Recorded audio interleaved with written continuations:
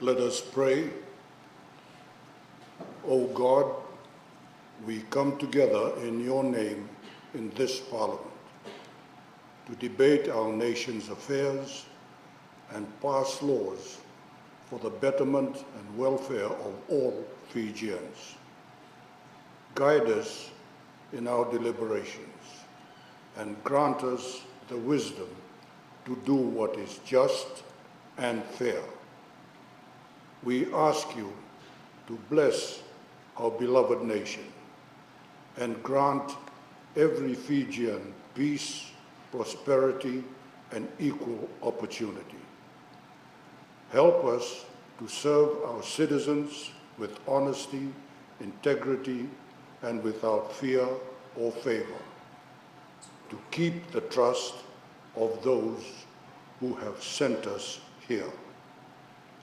We seek your divine guidance to continue to build a better nation for all Fijians. In your name, Amen. Honorable members, please be seated.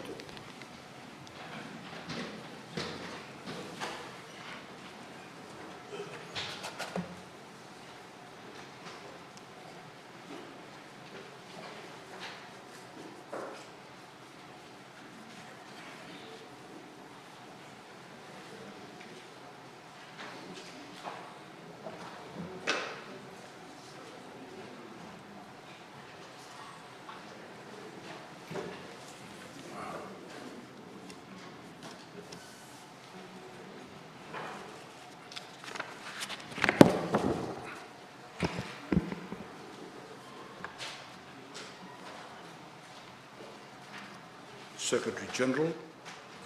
Confirmation of minutes. I now call on the Leader of Government in Parliament, the Honourable Inia Ruiratu, to move his motion. You have the floor, sir. Thank you, Mr. Speaker. Sir, Mr. Speaker, I move that the minutes of the sitting of Parliament held on Thursday, 3rd September 2020, as previously circulated, be taken as read and be confirmed. Is there a seconder? Thank you, Honourable Speaker. Honourable Speaker, I beg to second the motion. Parliament will now vote on the motion. The question is that the minutes of the sitting of Parliament held on Thursday, 3rd September 2020, as previously circulated, be taken as read and be confirmed. Does any member oppose the motion? As no member opposes, the motion is agreed to unanimously.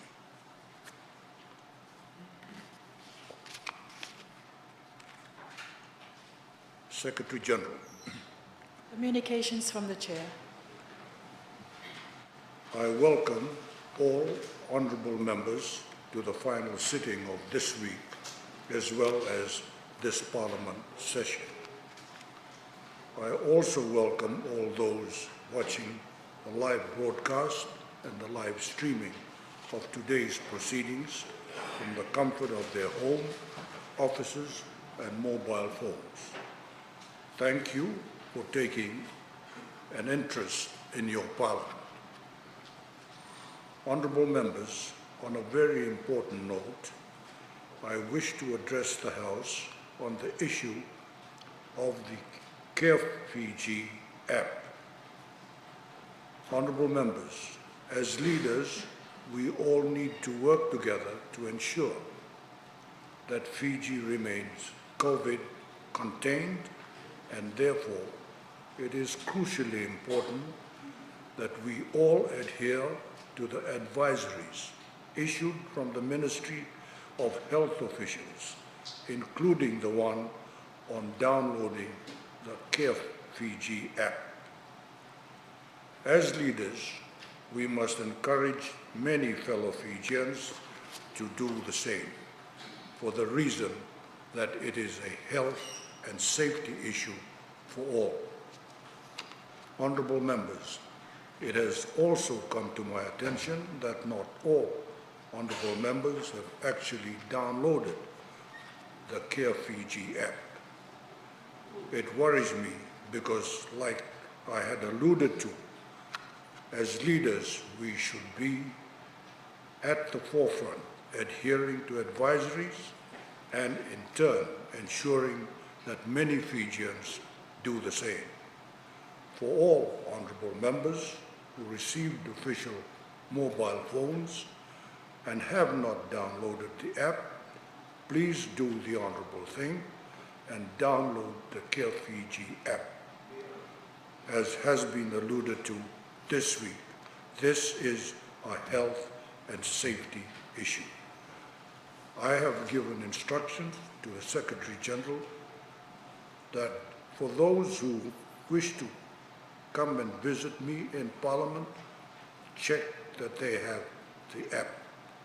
Anyone coming to visit the Speaker in Parliament. All visitors. Thank you, all honourable members. Secretary General. Presentation of papers and certain documents. I now call upon the Prime Minister and Minister for Itaukei Affairs, Sugar Industry and Foreign Affairs, the Honourable Josiah Bainimarama, to table his reports. You have the floor, sir. Thank you, Mr. Speaker. Mr. Speaker, in accordance with Standing Orders 38, I present the following reports to Parliament. The Ministry of Sugar Industry, 2016, 2017, and 2017, 2018 annual reports. 2, Sugar Industry Tribunal, 2016 annual report. 3, the Fiji Sugar Corporation, 2019 annual report. 4, Sugarcane Growers Council annual report for 2018. 5, the Sugarcane Growers Fund annual report 2018. And 6, the Sugar Research Institute of Fiji, 2016, 2017, and 2018 annual reports. Please hand the reports to the Secretary General.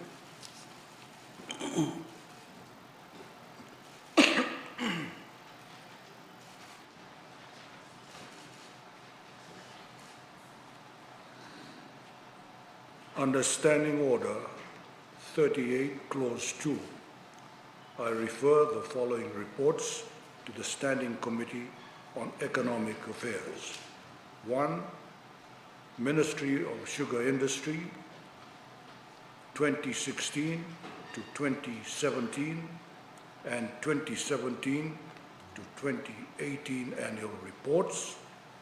2, Sugar Industry Tribunal, 2016 annual report. 3, Fiji Sugar Corporation, 2019 annual report. Sugarcane Growers Council, annual report 2018. 5, Sugarcane Growers Fund, annual report 2018. And 6, Sugar Research Institute of Fiji, 2016, 2017, and 2018 annual reports.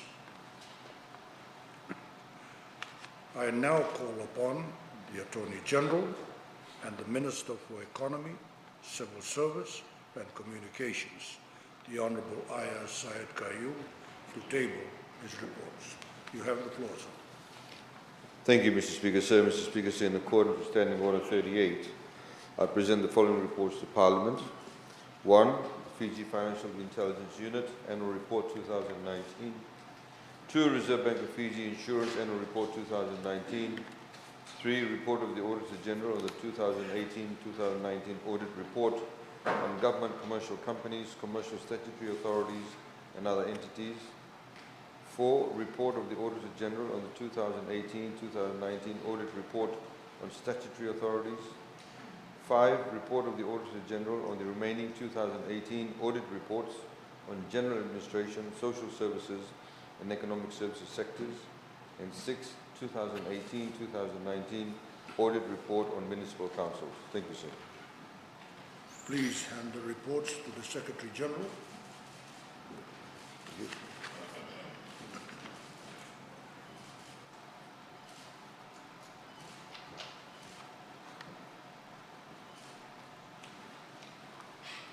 Under Standing Order 38, Clause 2, I refer the following reports to the Standing Committee on Economic Affairs. 1. Fiji Financial Intelligence Unit Annual Report 2019, and 2. Reserve Bank of Fiji Insurance Annual Report 2019. Under Standing Order 38, Clause 2, I refer the following reports to the Standing Committee on Public Accounts. 1. Report of the Auditor General on the 2018 to 2019 Audit Report on Government Commercial Companies, Commercial Statutory Authorities, and other entities. 2. Report of the Auditor General on the 2018 to 2019 Audit Report on Statutory Authorities. 3.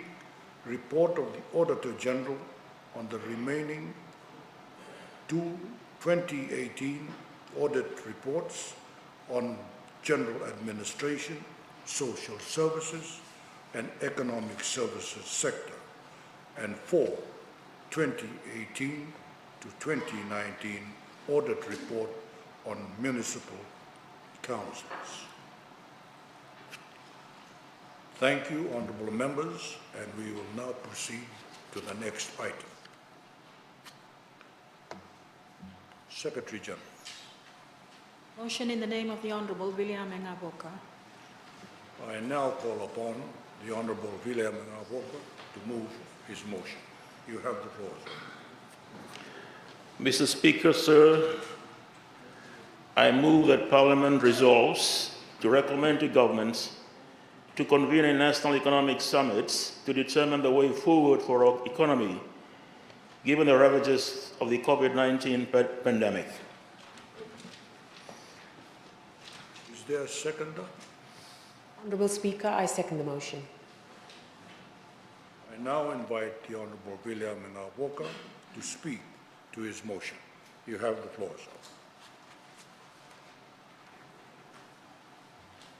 sir. Thank you, Honourable Speaker, sir. Honourable Speaker and members of the this esteemed House, I rise to present a motion which I believe is critical given the state of our beloved nation. Mr. Speaker, a question that continues to plague me, Mr. Speaker, sir, is when COVID-19 passes and the historians of Fiji look back to what we, the leaders of this country, did during this time, is have we as a body done everything humanly possible to meet this crisis? Honestly, Mr. Speaker, I say sadly, we have not. Why, everyone would ask? The answer, Mr. Speaker, is that one cannot clap with one hand only.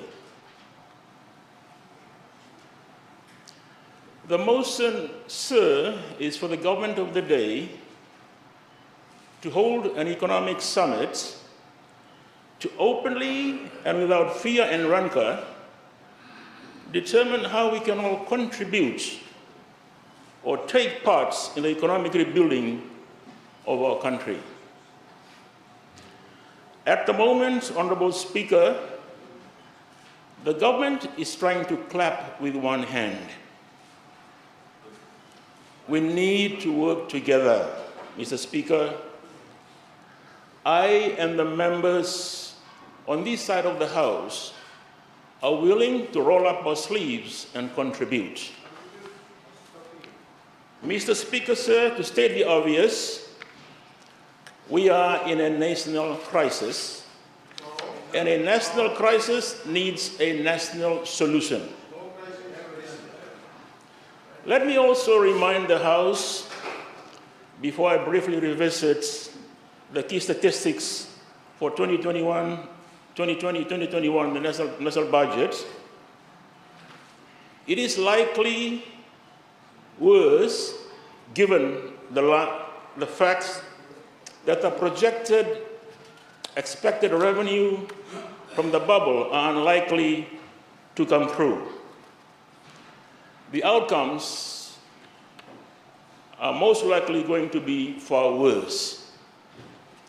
As we know, Qantas, who is our favorite airline this week, is projecting that travel will not restart until June 2021. For us, Honorable Speaker, based on this would be around our peak season in Fiji. So if we do our job properly and we prepare ourselves well, we can see an instant recovery in the occupancies in our country. But this is the way it is. This is the way major airlines are predicting the future, that it won't be until the middle of next year. Hence the suggestion here that we prepare for it through a national summit. We assumed that we would get 50% of the 2019 traffic. I think we will be lucky if we get 30%, Mr. Speaker, if that. Key budget statistics were as follows. Budget deficits, $2 billion. Government revenue had fallen to $1.6 billion. Government debt is at a staggering $8.2 billion. Economic contraction in 2020, 21.7%. Net deficit as a percentage of debts, GDP, 20.2%. Inflation rate, 1%. Debt to GDP is 83.4%. Debt to GDP, including contingencies, 91.3%. If we run the risk of missing our revenue assumptions, a national economic summit is necessary. If we know that we're going to miss these revenue assumptions, we must have a national economic summit. There have been numerous excellent proposals put forth by some eminent minds in Fiji, Saban Arumbe, Mr. Mahendra Chaudhry, Biman Prasad, the leader of the opposition, and etc. There you go, Honorable Speaker. Still clapping with one hand. I mean, this is exactly where I'm coming from. When I bring these names of these eminent economists, eminent leaders in this country, they boo from the other side. This is exactly where we're coming from. You cannot clap with one hand, Fiji First. It has been seen to be lacking in many ways.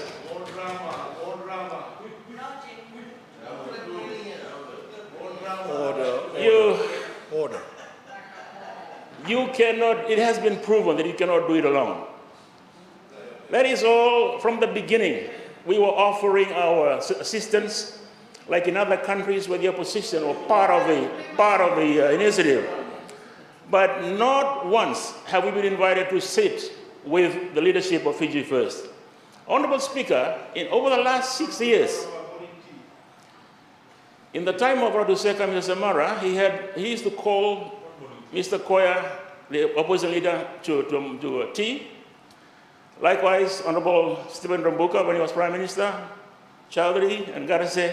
Not once in 6 years has Prime Minister Bainimarama invited the Rotemu Mukyapa, the leader of the opposition then, Dr. Biman Prasad, or Stephen Rambuka today. Not once.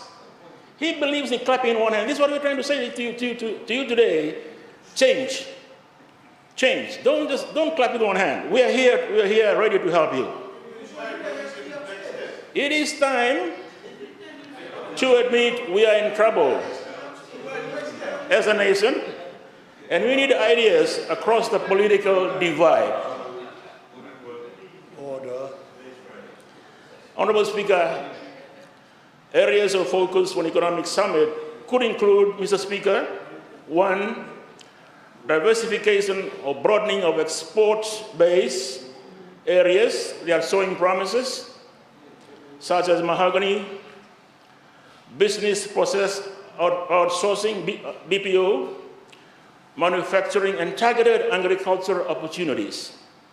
Number two, war on government wastage, identifying and removing wasteful spending needs to be priority. We see that a lot of spending, Mr. Speaker, is still low priority.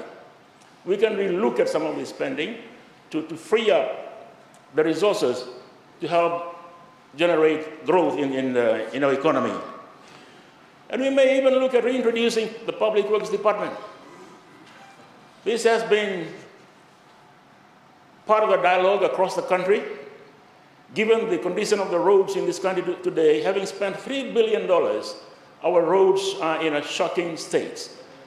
So we want to bring, we may have to bring back PWD, Honorable Speaker.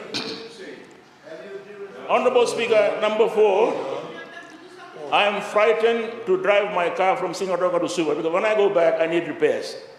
And the Suva roads give us a bad name, Honorable Speaker. We look like a failed state when you drive through Suva roads. Number 4, Honorable Speaker, ease of doing business initiatives. What else hinders or is a bottleneck to investment in Fiji? As you know, we used to be up there with the best in the country, and we dropped to below 100 or something. We re-examined the tax-free incentives similar to 1987 for manufacturing. Number 6, existing investors in Fiji, what can they do? Example, Fiji Water is interested in Angara. What can they do? Can we work with them or just say no to them? Direct assistance in the West, is it enough? Are we helping the West? You need to go to the West to see what Nandi is like. Can you do more for them? It is quite tragic the way Nandi looks so desolate today. You drive through Nandi International Airport, that used to be the hub of activities in the Western Division. Today it's all locked up. And even at night with no lights, and the shops in Nandi, Honorable Speaker, we are not doing enough for Nandi, for the West. Are we doing enough for them? Let's address it in the economic summit. Collaboration with NGOs, especially agriculturally focused. Financial stability of Fiji Airways and FNPF, our favorite topic of the last few days. Get feedback from stakeholders in business, employers and unions. We keep saying, Honorable Speaker, tribunal meetings help build confidence in this country. We need to put together confidence-building measures. It's not just one or two people telling us that it's all okay, that we follow blindly on whatever they say. Getting back feedback from the youth of our beloved nation. The youth have much to offer. Let's include them in an economic summit. Out of this economic summit, Honorable Speaker, a clear pathway can be developed to expand the Fijian economy and institute other tax and business reform initiatives to accelerate business growth. Ultimately, GDP growth that is broader and not solely dependent on tourism and sugar that will bring the country needs to be the backbone of the economy. For too long, we have been relying too much on tourism and sugar. Yes, they are important to us. Yes, we'll need them for the future, but for this time, let's broaden, let's diversify, and bring up the other sectors of the economy. As I had mentioned, Mr. Speaker, sir, you cannot clap with one hand. It is crucial that we come together as a country through the economic summit and plot a way through these troubling times. I urge my esteemed colleagues to seriously consider the motion. I commend the motion for the holding of an economic summit to the House, Honorable Speaker. Thank you. I thank you. Honorable Prime Minister, you have the floor. Thank you, Mr. Speaker. Mr. Speaker, I rise to speak against the motion by the Honourable Member. Mr. Speaker, I'm a bit worried the Honourable Member may be suffering from some form of amnesia, especially in the last couple of weeks, the last couple of months. They keep harping about this bipartisan approach. Honourable Speaker,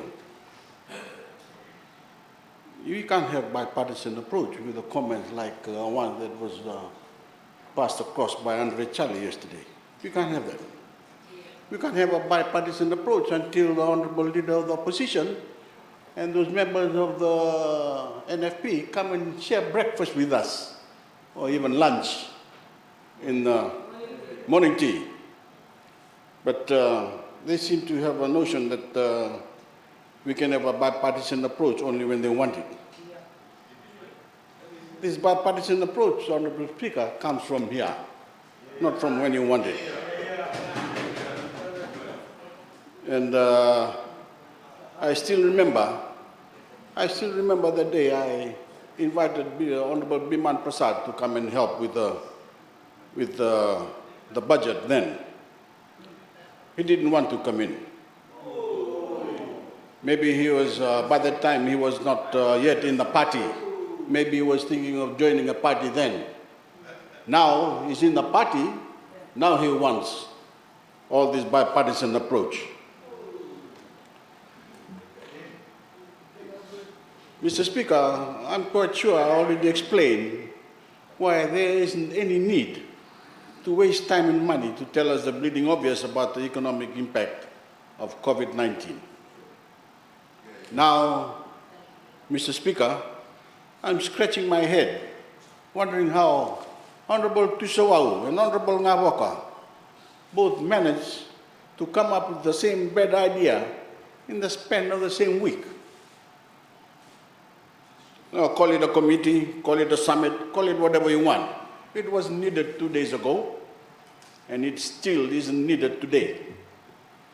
We already went to the nation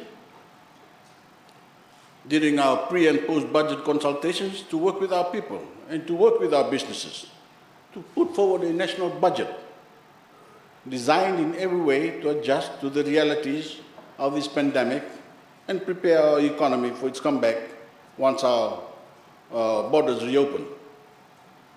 Mr. Speaker, where was the Honourable Member during the consultations for our national budget? Where was he? He should be asked that. We know exactly where he was. He was locked up in various hotels around Suva, fighting with his fellow party members for power. While they were busy hacking away at each other, not one member of SODELPA, not one, could find the time to make a single contribution to our budget consultations. Not one. And now, having missed the opportunity to contribute, they're calling for an economic summit. Mr. Speaker, I want to say that their efforts are a little too late. Too late. Worse, it is totally arrogant. They have shown up late to our nationwide Talanoa and are now demanding to be heard. Do you think this virus waits on the whims of SODELPA? No, Honourable Speaker, it doesn't. Its impacts have been upon us for months. In that time, we have already gone straight to the people. We have gone to the businesses. We took on their constructive inputs, and we've come up with the right plan for our economy at exactly the right time. We announced a $2 billion economic stimulus to reinvigorate the economy. We announced $100 million in direct assistance to those who need it. As we have highlighted, Mr. Speaker, every day more is being paid out. We've given businesses the flexibility to defer loan repayments. We've introduced the single largest tax cut in Fijian history, the largest tax cut in Fijian history to incentivize growth and activity. We've pursued safe and innovative ways to resume flows of tourism. and we're laying the groundwork for a historic comeback for the tourism industry and for our economy the day our borders fully reopen. Business across the country, Mr. Speaker, and the Fijians they employ have given our latest budget 2 thumbs up across the board. Do we seriously think they support some economic summit to reevaluate the tax cuts they are enjoying, the unemployment assistance they are receiving, and the historic stimulus spending we've put forward? Of course not. They know what we know, that the members of the opposition have nothing to contribute save for hypocrisy. They say we need to give more assistance to help the unemployed, while in the same breath complaining that we're spending too much money. They say we need to create and sustain employment, but then they attack us for pushing forward with job-creating new development and construction projects. They say we need to make tourism more affordable so that we can compete with other destinations, then condemn our tourism rebate package. Mr. Speaker, the truth is there is no NFP or SODELPA position on the economy. They have no ideas. They have no meaningful contributions. Their entire game plan is to disagree with whatever the government does. And we don't need to convene some economic summit to figure that one out. So I'm happy to save us all a great deal of time, money, and misery by opposing this motion. Thank you, Mr. Speaker. I thank the Honourable Prime Minister. Order.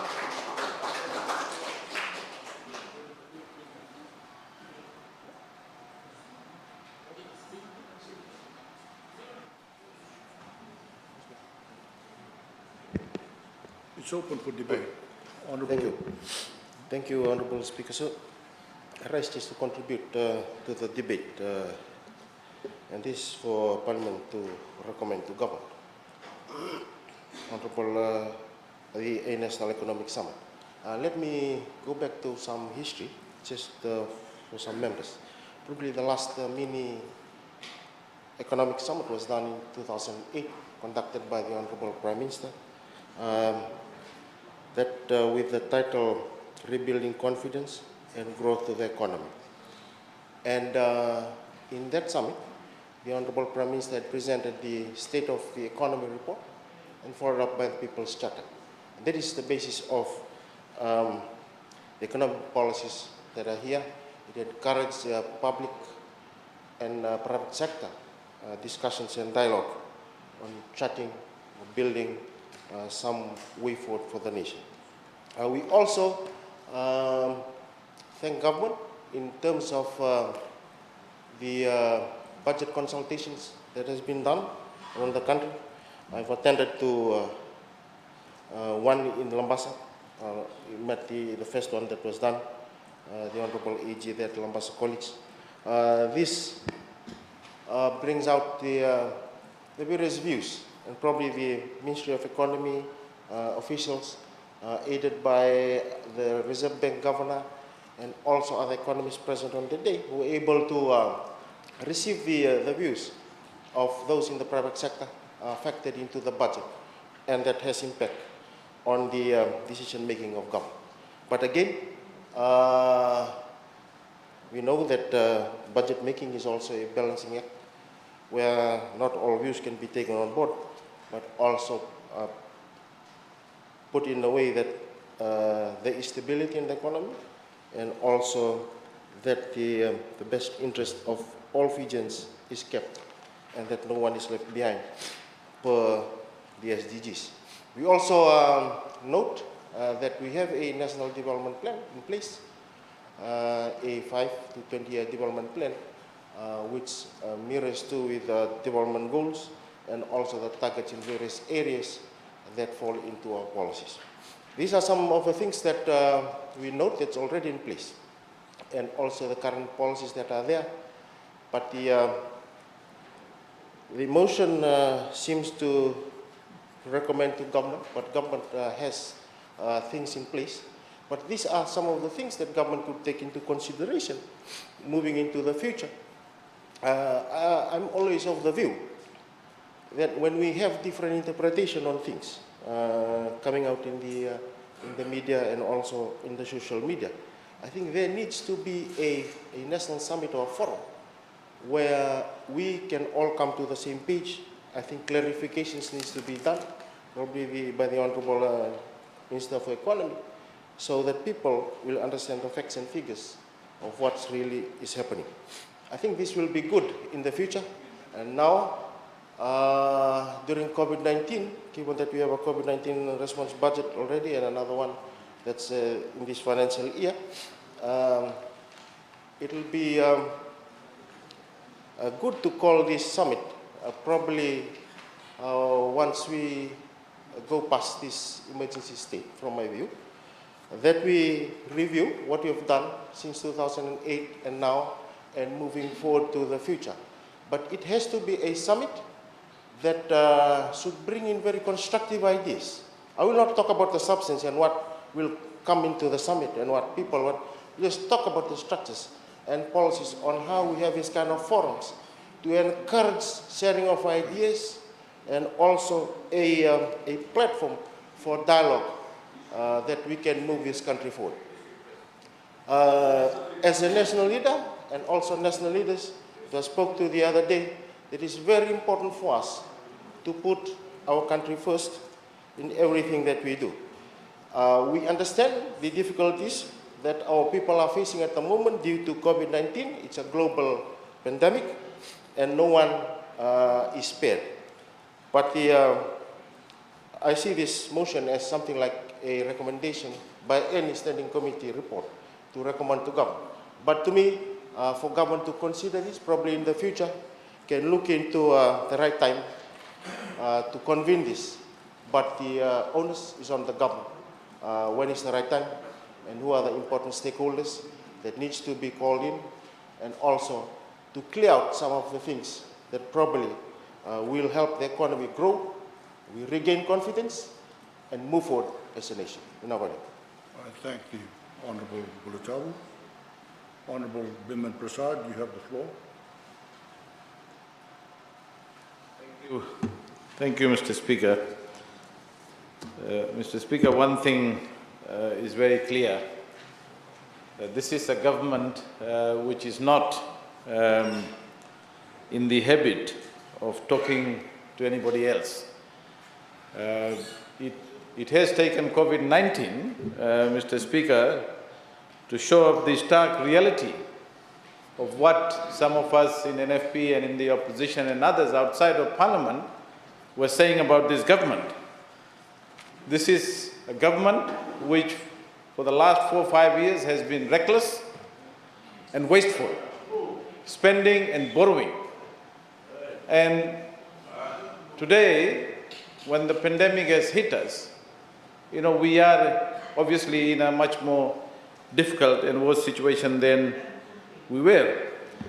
The Prime Minister referred to us not coming on board when he asked help from me some years back.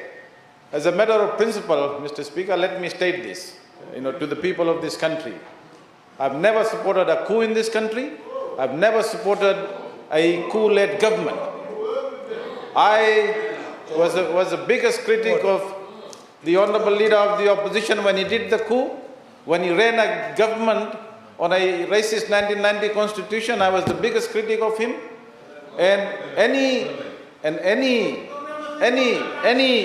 Prime Minister who comes out here, who's come out of the barrel of the gun to say that we are not prepared to help, now that he is the elected Prime Minister, now that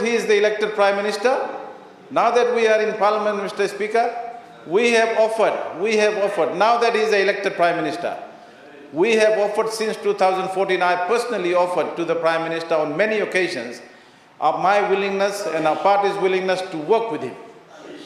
In fact, Mr. Speaker, his response his response to the letter we wrote, three of us from NFP and the Honorable Leader of the Opposition, before the COVID response budget, to actually offer help and be part of the drive to respond to COVID-19 crisis, and the Prime Minister rejected it. So let's not come here, Mr. Speaker, and say that we have not offered.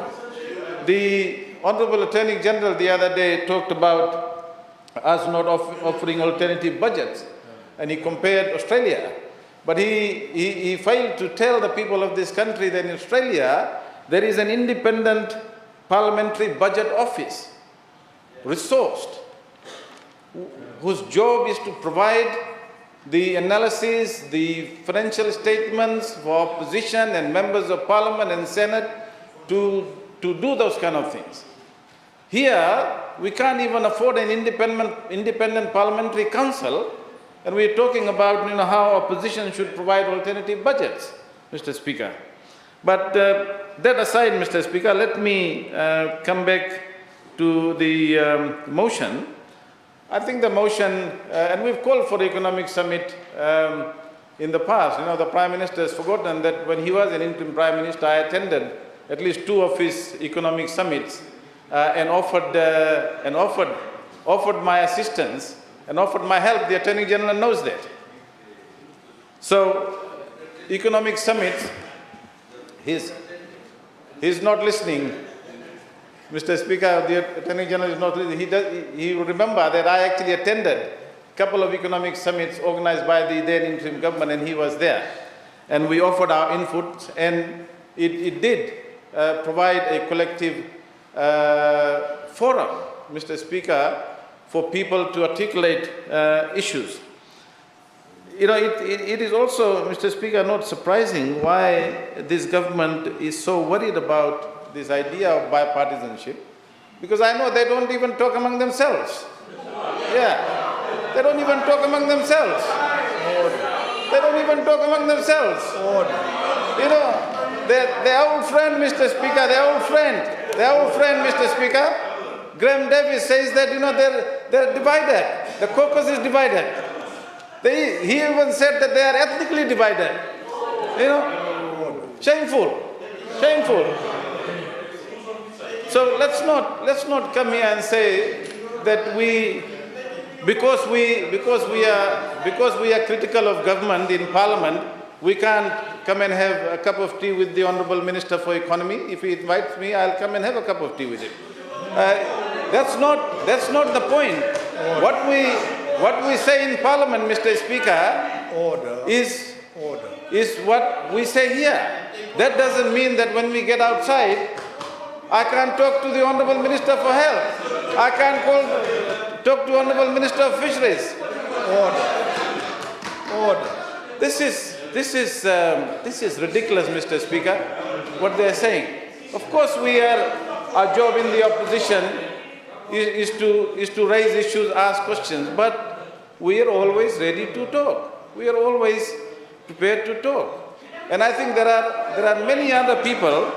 There are many other people out there, Mr. Speaker, who will be prepared to come and participate in a forum which is genuinely looking for ideas, which is genuinely where the government actually puts its plans and proposals and policies as to what it wants to do, and people in a very structured manner would provide the feedback. And economic summits have worked, have been very useful in this country. There are many issues, Mr. Speaker. For example, the last education commission that we had in this country was in 2000. It's almost 20 years now. There's been reforms, unreforms, so many changes in the education system, and we've been calling for a education commission. Education summit, or whatever you might call it, as a result of that education commission. We've been talking about the sugar industry, the dairy industry, under this government over the last 14 years is almost collapsed. So these are issues that we need to sit down together and get a kind of input You know, you can get experts, you can get plans. I mean, the development plan is there, but nobody is looking at that. It's all out of the window. That is the point we're trying to make, Mr. Speaker. So, you know, bringing people together and getting us to talk together is not a big deal. The government is afraid of talking. That's what the problem is. They're afraid that we might gain some political mileage. They're worried about 2022 already, instead of talking about, you know, COVID response and how we can deal with this, Mr. Speaker. Order. Thank you, Mr. Speaker. Thank you, honourable member.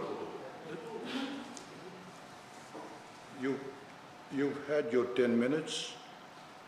5 minutes be taken up.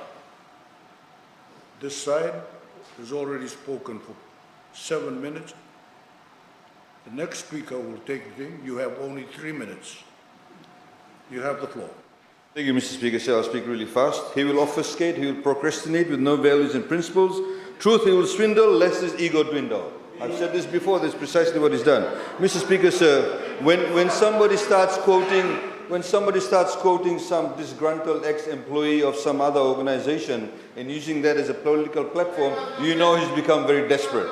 And I'm not going to comment on Graham Davis's credibility or integrity, but I'll leave it at that. He's become really desperate. Mr. Speaker, sir, the reality of the matter is that we've had numerous consultations. Honorable Gavoka would know this. We were in Singatoka, Nandi, Lautoka.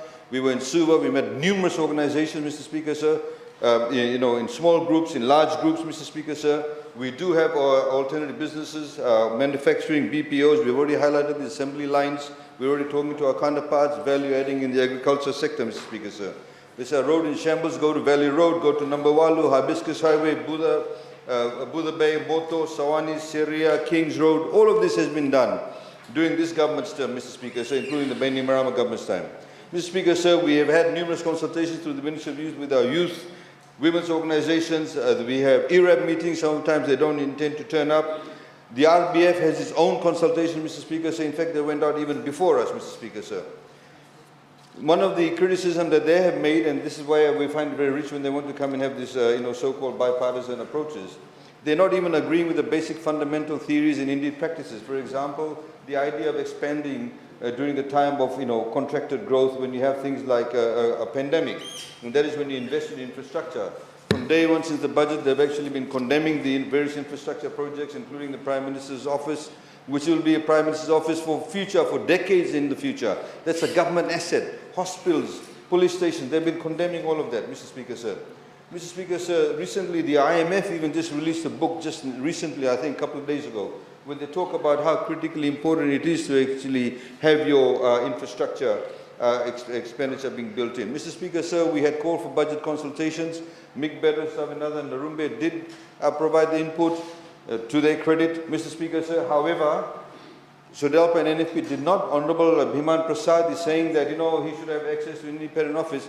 If Savinathan, Narumbe and Mick Beddoes can do it without an independent office, how come he can't do it? Supposedly a professor of economics, Mr. Speaker, sir. We did invite the opposition also. After the delivery of the budget, we said there will be a workshop to go through the figures, Honorable Bulitavu, but nobody turned up, unfortunately. I mean, these are the kind of goodwill gestures that you need to be able to demonstrate. Honorable Bhiman Prasad said, you invite me, only then I'll come. Basically, that's what he's saying.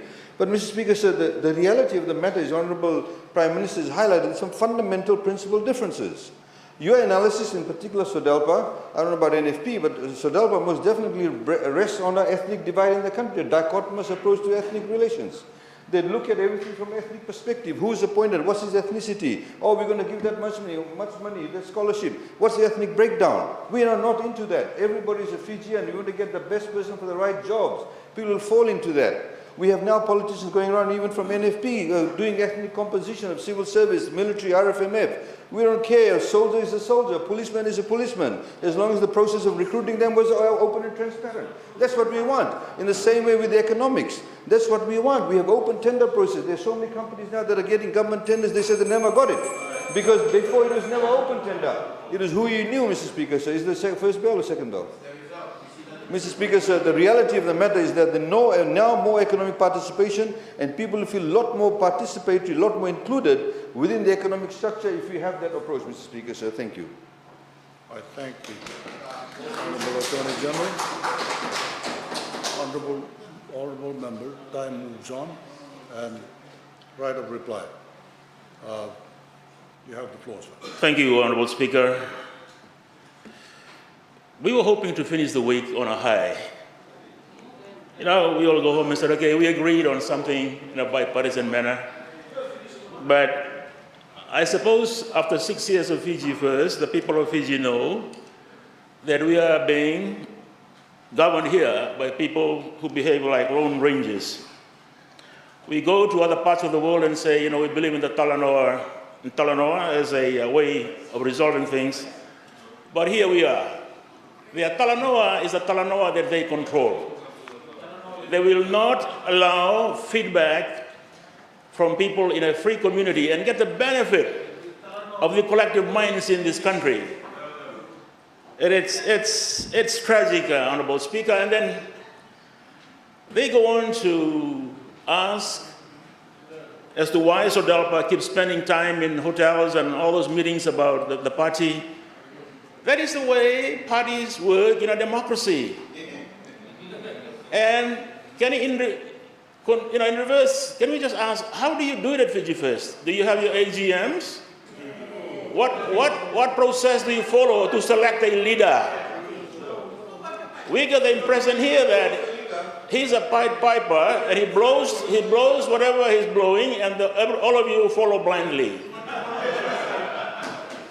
You know, this is the 21st century. You cannot be following a leader blindly. You gotta have your say, Honorable Speaker. Honorable Speaker, countries in the world are holding economic summits. The global community is meeting at Davos, Switzerland, very soon to reset the economy in the world. I mean, that's globally. And here in Fiji, we've had economic summits. The last one here, I believe, was in 2014. So why can't we have another one and boost confidence in this country when the people, especially the banks, confidence is lacking in this country, Honorable Speaker. They are not willing to lend, and the interest rates are high because they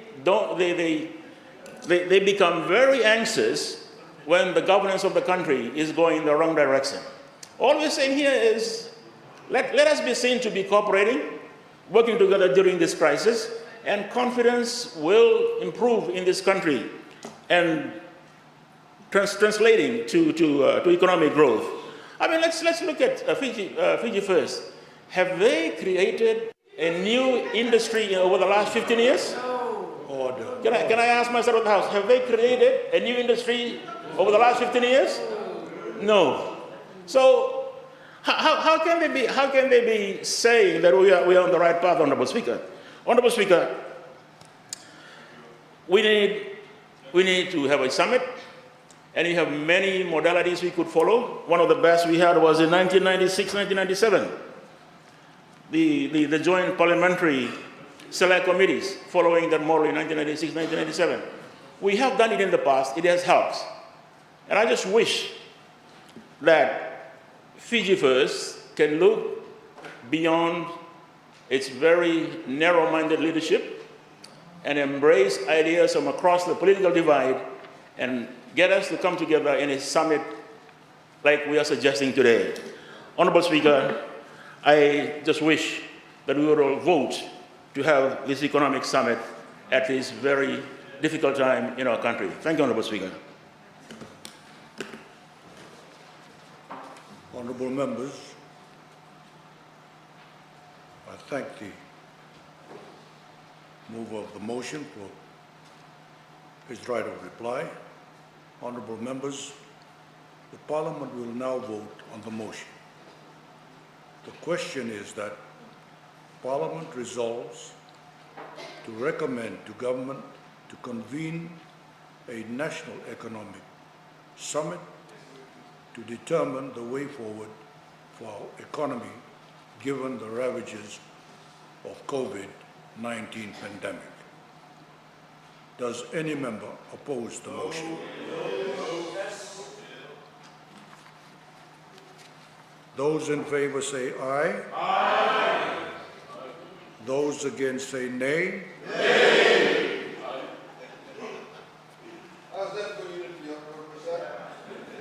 The nays have it. The The motion is therefore defeated.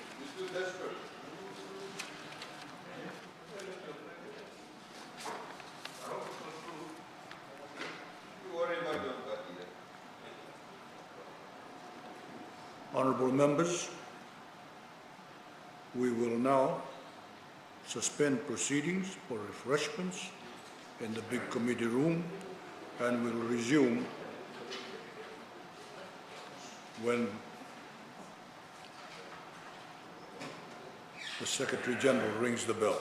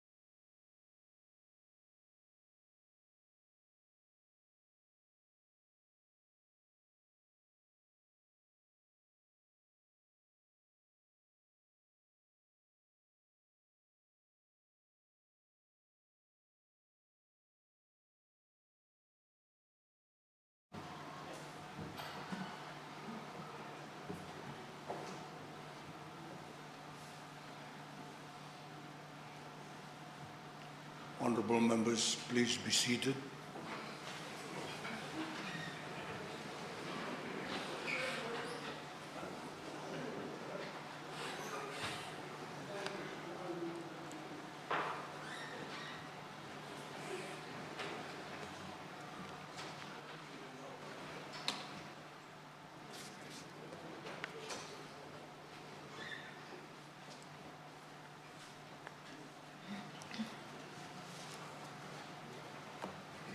Secretary General.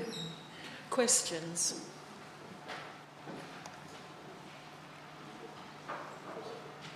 Honorable members, the first oral question for today, I now call on the Honorable Lenora Ngerengere Tambua to ask question 138, 2020.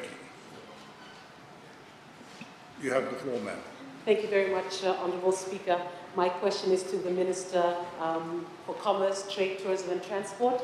Could the Minister inform Parliament why owners or operators of farm tractors in the sugarcane belts are being charged road user levy when the tractors do not use public roads? Thank you, Mr. Speaker. Thank you, Minister. I now call on the Minister for Commerce, Trade, Tourism and Transport, the Honourable Fayez Kaur. You have the floor, sir. Thank you, Mr. Speaker, sir. Mr. Speaker, sir, I thank the honourable member for the question. Mr. Speaker, sir, as we all know, roads need regular maintenance and upgrade. And we've actually had a lot of legacy issues with respect to previous governments, and there's been lack of maintenance and upgrades of our road infrastructure, sir. This actually led to the road user levy in 2009, sir. And the purpose of the levy really is to generate funds to support road infrastructure development and maintenance. Now, the LTA, Mr. Speaker, sir, is responsible for the registration of all motor vehicles in Fiji, and Section 49(1) of the Land Transport Act 1998 states that a person who owns a motor vehicle or trailer shall register the motor vehicle or trailer with the authority irrespective of whether the motor vehicle is to be used exclusively on private property, and subsection 2 states that a person who has a registered motor vehicle or trailer may apply to the authority for the motor vehicle or trailer to be exempted. Furthermore, Mr. Speaker, sir, section 52 of the Act states that any motor vehicle or trailer shall not be registered, or the registration of a motor vehicle or trailer shall not be renewed unless that road user levy has been paid under the provisions of the Act.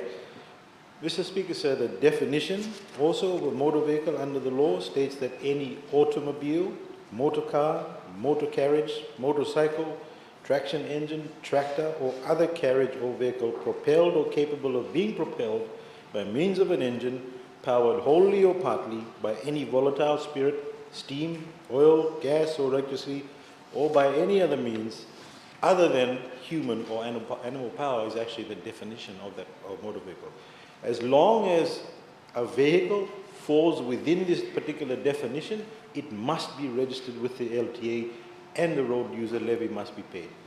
Mr. Speaker, sir, farm tractors fall within the definition of a vehicle. Therefore, registration and road user levy applies. And Mr. Speaker, sir, although most tractors operate off the road, as we all know, in farms, including those in the sugarcane belts, it actually still can be driven on the roads. Those of us that drive have actually seen tractors on the roads. Mr. Speaker, sir, also, the law also has exemption provisions for road user levies, which states that any authority, institution, or person may be exempted from that particular payment of the road user levy by the minister responsible for transport after consultation with the authority. Exemption applications have been lodged and must be lodged with the LTA, who will process and assess these particular vehicles, and not all vehicles are given those exemptions, sir. Only vehicles that cannot be driven on a public road are considered. And a classic example of that is, as you would know, Honourable Speaker, sir, golf carts. I hope that suffices. I thank the Honourable Minister. Honourable members, I will move to the second oral question for today, and I call on the Honourable George Beganathan to move question 139, 2020. Thank you, Speaker, sir. I rise to ask question 139 of 2020 to Minister for Health and Medical Services. Can the Minister inform Parliament on endoscopic services at the Ministry? Thank you. I now call on the Minister for Health and Medical Services, the Honourable Dr. Ephraimi Wangaribet. You have the floor, sir. Lovely, Honourable Speaker. The simple answer is yes, and it's available in all three divisional hospitals. Honourable Speaker, the endoscopy is using a fibre optic scope to be able to view the alimentary canal, either from the top and also from the bottom. And this has been very helpful. Just as we discussed minimally invasive surgery the other day, is another adjunct to the tools that that doctors, specialized doctors in this field, can be able to use, so that they can be able to treat, diagnose, investigate, and resect lesions within the alimentary canal that can be of concern, can be cancerous. And this is a tool that's now readily available, again, as I said, throughout the three divisional hospitals, CWM, Lautoka, and Labasa. Honourable Speaker, at CWM, the development that's happened there has been quite rapid, to the extent that through the work that through the Fiji National University and also through CWM Endoscopic Service, we have developed, and also with the World Federation of Society of Gastroenterologists, that unit is now a center of excellence for the Pacific region. It's one of the only 12 in the world. And the Honourable Prime Minister actually inaugurated this about 4 years ago at CWM, and Professor Malani was part of that process in ensuring that we've been able to meet that standard, which also meant that we've been able to train not only our locals here, but we also, it's become a regional center of excellence where we've had people from right across the region, doctors to train in this particular area, coming from as far as the Northern Pacific, up in the Northern Marianas, Federated States of Micronesia, Samoa, Tonga, and also in Vanuatu, Solomons, so as to speak. And the trainers have been predominantly from at CWM and also from Australia, where the support has come from. Honourable Speaker, they've also gone now into the introduction of the retrospective endoscopic retrograde cholangiopancreatography, which is a mechanism by which we can even do more work around the liver and also the pancreas. And the wonderful thing about this, just as minimally invasive surgery that I've talked about earlier, Honourable Speaker, is that we are now practicing what best practice is in terms of using a mechanism to diagnose and treat that is actually causes less morbidity, obviously less mortality, and a quick turnaround for our people in Fiji, and in keeping with what's happening in other areas close to home, such as Australia and New Zealand. Thank you, Honourable Speaker. I thank the Honourable Minister. Honourable members, we'll move on to the third question for today, and I call on the Honourable William Ngavoka to ask question 140-2020. You have the floor, sir. Thank you, Honourable Speaker. I rise as a question to the Minister for Commerce, Trade, Tourism and Transport. The question is, can the Minister inform Parliament of the Ministry's plan on mitigating the impacts of the COVID-19 pandemic on the tourism industry? Thank you. I now call on the Minister for Commerce, Trade, Tourism and Transport, the Honourable Fayez Squire. You have the floor, sir. Thank you, Honourable Speaker. Mr. Speaker, sir, thank you for giving me the opportunity to take the floor and respond to the question by the Honourable Member. However, Mr. Speaker, sir, I feel that the Honourable Member has obviously not been paying attention throughout the week and to the past ministerial statements and responses. No, it's actually true. It needs to be said. We have said this time and time again with all the... Order.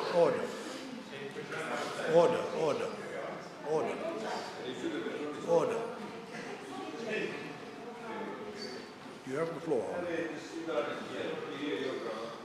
This is a problem, sir. They don't listen. That's why we keep having to say the same things over and over again, just like yesterday. Mr. Speaker, sir, I'll say it, and please listen this time. Today is Friday. It's Jummah, it's a holy day. We have to go to prayer at 12:30, sir. From the beginning, sir, we have been strategic and proactive in our approach to mitigate the impacts of COVID-19 pandemic on the Fijian economy, sir.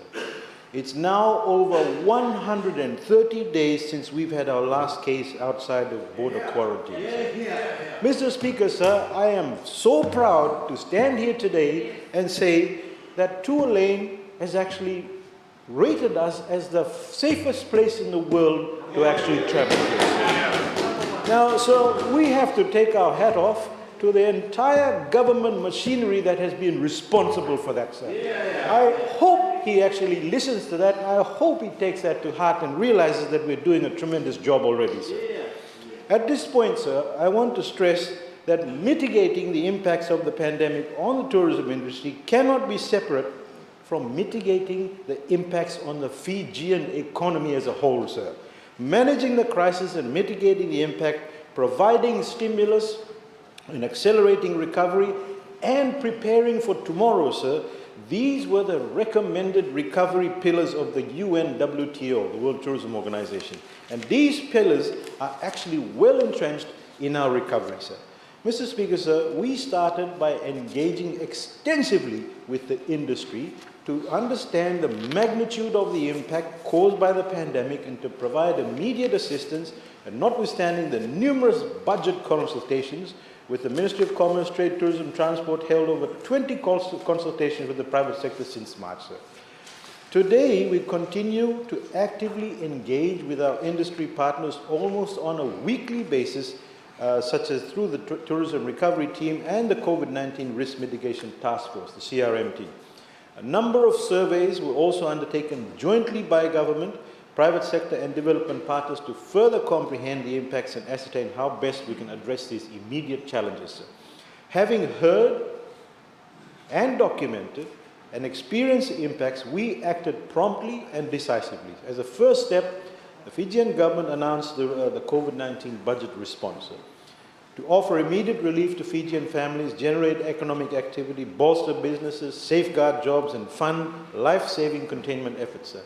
Beyond the immediate measures, the Fijian government implemented a number of strategies to stabilize the economy and to restart the tourism industry. According to July 2020 figures by the UNWTO, sir, 40% of all destinations worldwide have now eased the restrictions they had placed on international tourism. Of the 87 destinations that have eased restrictions, 20 are small island developing states, many of which depend on tourism as a central pillar of employment, economic growth and development. The Fijian COVID-safe economic recovery framework that lays out Fiji's phased approach to recovery has been our guide, sir. Until today, we continue to refine and align this particular framework and to ensure Fijians and Fijian businesses are able to make a living without compromising health and safety. And this, Mr. Speaker, sir, has been the bedrock of our mitigation efforts. Beyond setting minimum conditions for safe, gradual restoration of business activities, we developed COVID-safe guidelines for a number of industries, including the tourism industry, sir. With a significant economic setback and unprecedented job losses in Fijian history, one thing is for sure, sir, time is of the essence, and with priority to keep our COVID-contained status and protect Fijians, travel had to resume. Tourism contributes a third of our GDP. Opening borders is preeminent. So as with other small island developing states, our recovery is contingent on resumption of tourism and travel and tourism. As I actually highlighted earlier this week, sir, the Love Our Locals campaign has seen phenomenal success in stimulating jobs and businesses, and we'll make every effort to ensure it remains the foundation of our recovery. Against the backdrop of heightened uncertainty, sir, we've initiated travel arrangements through various provisions of the framework. We've established specific pathways, initially with Tuvalu, Kiribati, Tonga, who rely on Fiji's national carrier for connectivity. We've made special provisions for special requests with significant economic value. The framework also includes the Bulla Bubble to provide a safe pathway for Aussies and Kiwis once they can actually come, and the Vacation in Paradise, which is a VIP lane. There's been a lot of fault-finding, cynical comments and on some of these provisions. Our pathways are contingent not only on our containment measures, but that of our source markets, Australia and New Zealand. So instead of criticizing, we should be acknowledging these proactive efforts, sir. We've heard this week regarding the Blue Lane initiative, sir. Mr. Speaker, sir, border entry requirements are increasingly becoming complex as countries endeavour to balance the urgent need to restart travel against the imperative of protecting the health of its people. No yacht, and in fact no person, Mr. Speaker, sir, is permitted into the country without complying strict and stringent health requirements. As of the 31st of August 2020, we've approved 70 yachts, of which 4 are super yachts, to enter Fiji under this initiative, 206 passengers and crew, bringing in about $2 million into the economy. By the year end, we're looking at least 100 yachts with anticipated millions of dollars into the economy. These measures, Mr. Speaker, sir, we've been putting through the framework have been successful. Fiji's contact tracing app, Care Fiji also, that tracks encounters by proximity and duration, is integral as travel recommences. In addition to the app, sir, we are working with the industry in what we call the Care Fiji commitment to create a destination-wide assurance that we are ready to welcome back travellers safely. The commitment program is essentially a commitment to health and safety of travellers to Fiji and a commitment to travel responsibility. As part of this also, participating businesses will nominate a wellness ambassador, sir, who will be responsible for delivering the Care Fiji commitment within the organization. Fiji Airways will champion this initiative through their Travel Ready program to ensure safety, sir. Let's not forget, sir, Mr. Speaker, the 2020-2021 national budget, our biggest and most efficacious move to addressing impacts, employment relief, support for upskilling, reskilling, elimination of STT, reduction in the environment, climate adaptation levy, etc. And Mr. Speaker, sir, also yesterday, I briefed the media yesterday morning, very early morning, on the progress of COVID-19, the concessional finance support package for micro, small and medium enterprises. This is just one initiative that was part of the budget, sir. Of the 3,000 applications that were assessed thus far, 2,339 have been approved at the value of $18.7 million, sir. This support will go towards existing businesses and the worst affected by the pandemic. It will go towards aspiring entrepreneurs, including tourism workers who may have been laid off. No country has been spared the decimation of its tourism sector. So what a lot of us don't realize is that this pandemic is extremely sensitive, time-sensitive and volatile. What this means is we've just had to adapt and act almost on a daily basis. There are economies, Mr. Speaker, sir, that are larger than ours who are learning from us, Mr. Speaker, sir. Take a look at New Zealand. They are now using their military for surveillance. Members of the opposite side should actually know this. They should proudly be saying this together with us, that we are setting global best practices in our COVID-safe economic recovery, sir. Mr. Speaker, sir, the measures that have proven to be relevant and targeted and effective in mitigating the adverse impacts of COVID-19 on our economy, including the tourism sector, and positioning us in an advantageous position once passenger travel and tourism reopens, sir. I thank you, sir. I hope that suffices. I thank you. Honourable Minister, Honourable Nikano Waikula. Can the Honourable Minister explain how he is addressing the quarantine of yachts and its passengers? Honourable Minister, you have the floor. Thank you, Honourable Speaker, sir. I think this quarantine with respect to the Blue Lane and the yachts has been spelled out in Parliament day in, day out, sir. I wish you would listen, sir. The quarantine measures...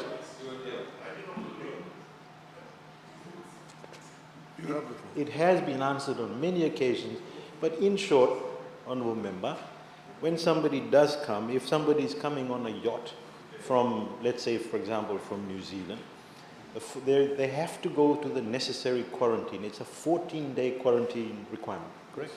That 14-day quarantine requirement can actually be undertaken on their voyage, correct? You're getting two confirmations here from the Minister of Health. Once they arrive, they're actually tested here properly, as you would with any other case before they, and then the 14 again here.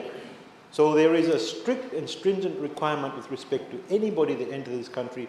It's no different if you fly in or if you're on a yacht.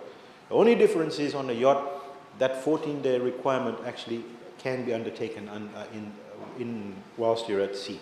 And please remember also that any vessel that enters Fijian waters is actually monitored. I hope that suffices. Thank you. Honourable Rasovo. Supplementary question, Honourable Speaker. I just want to ask the Minister for Ms. Honourable Coelho. A yacht arrived about 3 weeks ago in my village in Nabuara. I was there, and then they took the question. This yacht here invited the kids, and they went there. They had snacks and drinks. On Monday, they went to school, and by Wednesday, they were sent back home because they were sick. And nobody knew. And now we knew that they all went to the yacht and came back. We're not sure. The question is, can you explain? Can you explain what he alluded? What is your supplementary question? What's your question? Mr. Speaker, sir, that's not a question, and he says, this yacht. Which yacht, Mr. Speaker, sir? We have no details on what he's actually talking about. If you haven't... It was 3 weeks ago, Saturday. Order. We move on. We move on to the fourth oral question for today. And I call on the Honourable Alipate Nangata to ask question 141/2020. You have the floor. Thank you, Honourable Speaker. Following me to ask Honourable question 141/2020 directed to the Minister for Agriculture, Waterways and Environment. Can the Minister inform Parliament on how significant this year 2020 is, as declared by the United Nations as the International Year for Plant Health, and what are the Ministry's plans for celebrating the event? Thank you, Mr. Speaker. I now call on the Minister for Agriculture, Waterways and Environment, the Honourable Dr. Mahendra Reddy. You have the floor, sir. Mr. Speaker, I want to thank the Honourable Member for asking this question. Mr. Speaker, the United Nations General Assembly declared 2020 as the International Year of Plant Health. This year is a once-in-a-lifetime opportunity to raise global awareness on how to protect plant health. It's not an annual event by UN, so this year has been declared as a year of plant health. So basically, it gives us an opportunity to raise global awareness about how to protect plant health and how it will contribute to the various, various benefits, direct and indirect, that we derive from plant and plant products, plant commodities. Mr. Speaker, I do not have to go in detail about describing and explaining how important plant is to our life, how we derive our livelihood, how we depend on plant from direct and indirect products out of plant. Mr. Speaker, having said that, given we take it as given the importance of plant, therefore plant health is also very crucial if we want to derive the benefits out of the plant to that level. Mr. Speaker, but plant health is under threat from climate change, human activities, altered ecosystems, gradual reduction in biodiversity, and increase, because of these changes, increase in incidence and occurrence of pests and diseases. Mr. Speaker, FAO estimates that up to 40% of food crops are lost due to pests and diseases annually. At the same time, international travel and trade has tripled in volume in the last decade and can quickly spread pests and diseases around the world, causing great damage to native plants and environment. Mr. Speaker, Ministry of Agriculture has noted that the UN Declaration of the International Year of Plant Health, and we are now planning to undertake activities to spread to the people the importance of looking after the plant health dimension, particularly the plant health dimension, and what all of us individuals, households, business sector, service sector, all those who are interacting with plant, nature, the crop, the environment in different ways, how we could alter our behavior, our conduct slightly so that we can really enhance and look after plant and plant health. Mr. Speaker said, we will be celebrating this, we will be having a number of activities. We have started actually on this, leading up to October, where we will do a major activity in Singatoka.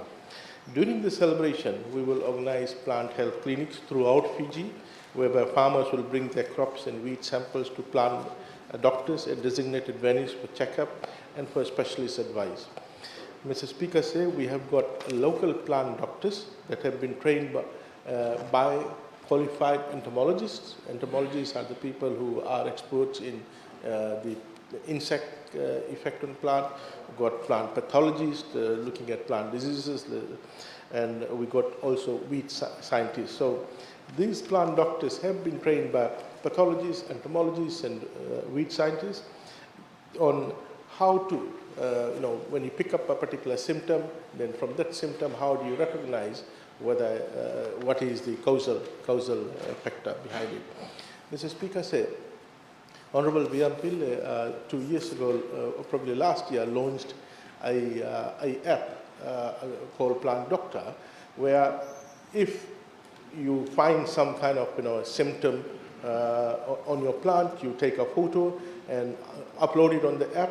It's a WhatsApp app, basically upload it, and immediately, and I seriously mean it, within maybe a minute, there will be someone saying, this is the issue. But so the real trick is make sure you get a good photo from various angles of that decoloration or deformity of the plant leaf or plant or truncation of the plant, put it on that WhatsApp, and immediately an entomologist or a virologist or a pathologist will respond saying, this basically demonstrates that it may be this particular pest or this particular disease, and this is the solution. This is how we rectify the problem.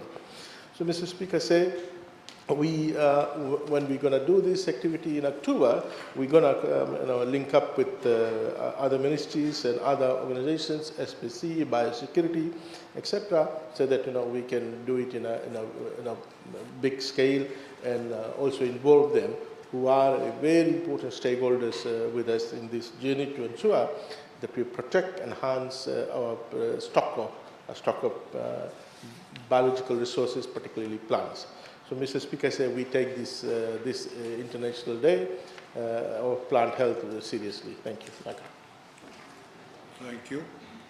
We move on to the fifth oral question for today, and I call on the Honorable Ratu Kewi number 11 to ask question 142/2020. You have the floor, sir. Mr. Speaker, I raise first question 142 of 2020 to the Honourable Minister of Fisheries. Can the Minister update Parliament on the enforcement of the ban of harvest of fish demand and the ban on the use of underwater breathing apparatus? Honourable, I now call upon the Honourable Minister for Fisheries, the Honourable Semi Kurela-Visau. You have the floor, sir. Thank you, Honourable Speaker, sir. I would like to thank the Honourable Member for the question. Firstly, Honourable Speaker, the ban of beach dimmer was initiated after extensive research which identified that the status of beach dimmer stock was at unsustainable level, where individual species were either threatened, overexploited, or loss of resources in most customary fishing right areas, or CFRA. As a matter of fact, Honourable Speaker, 2 high commercial species were identified to be extinct in around 75% of Fiji's customary fishing right areas. Additionally, there was non-existence of medium and high-level species in areas accessible during low and high tide. This resulted in use illegal use of UBA or scuba tanks to access deep areas of over 30 meters.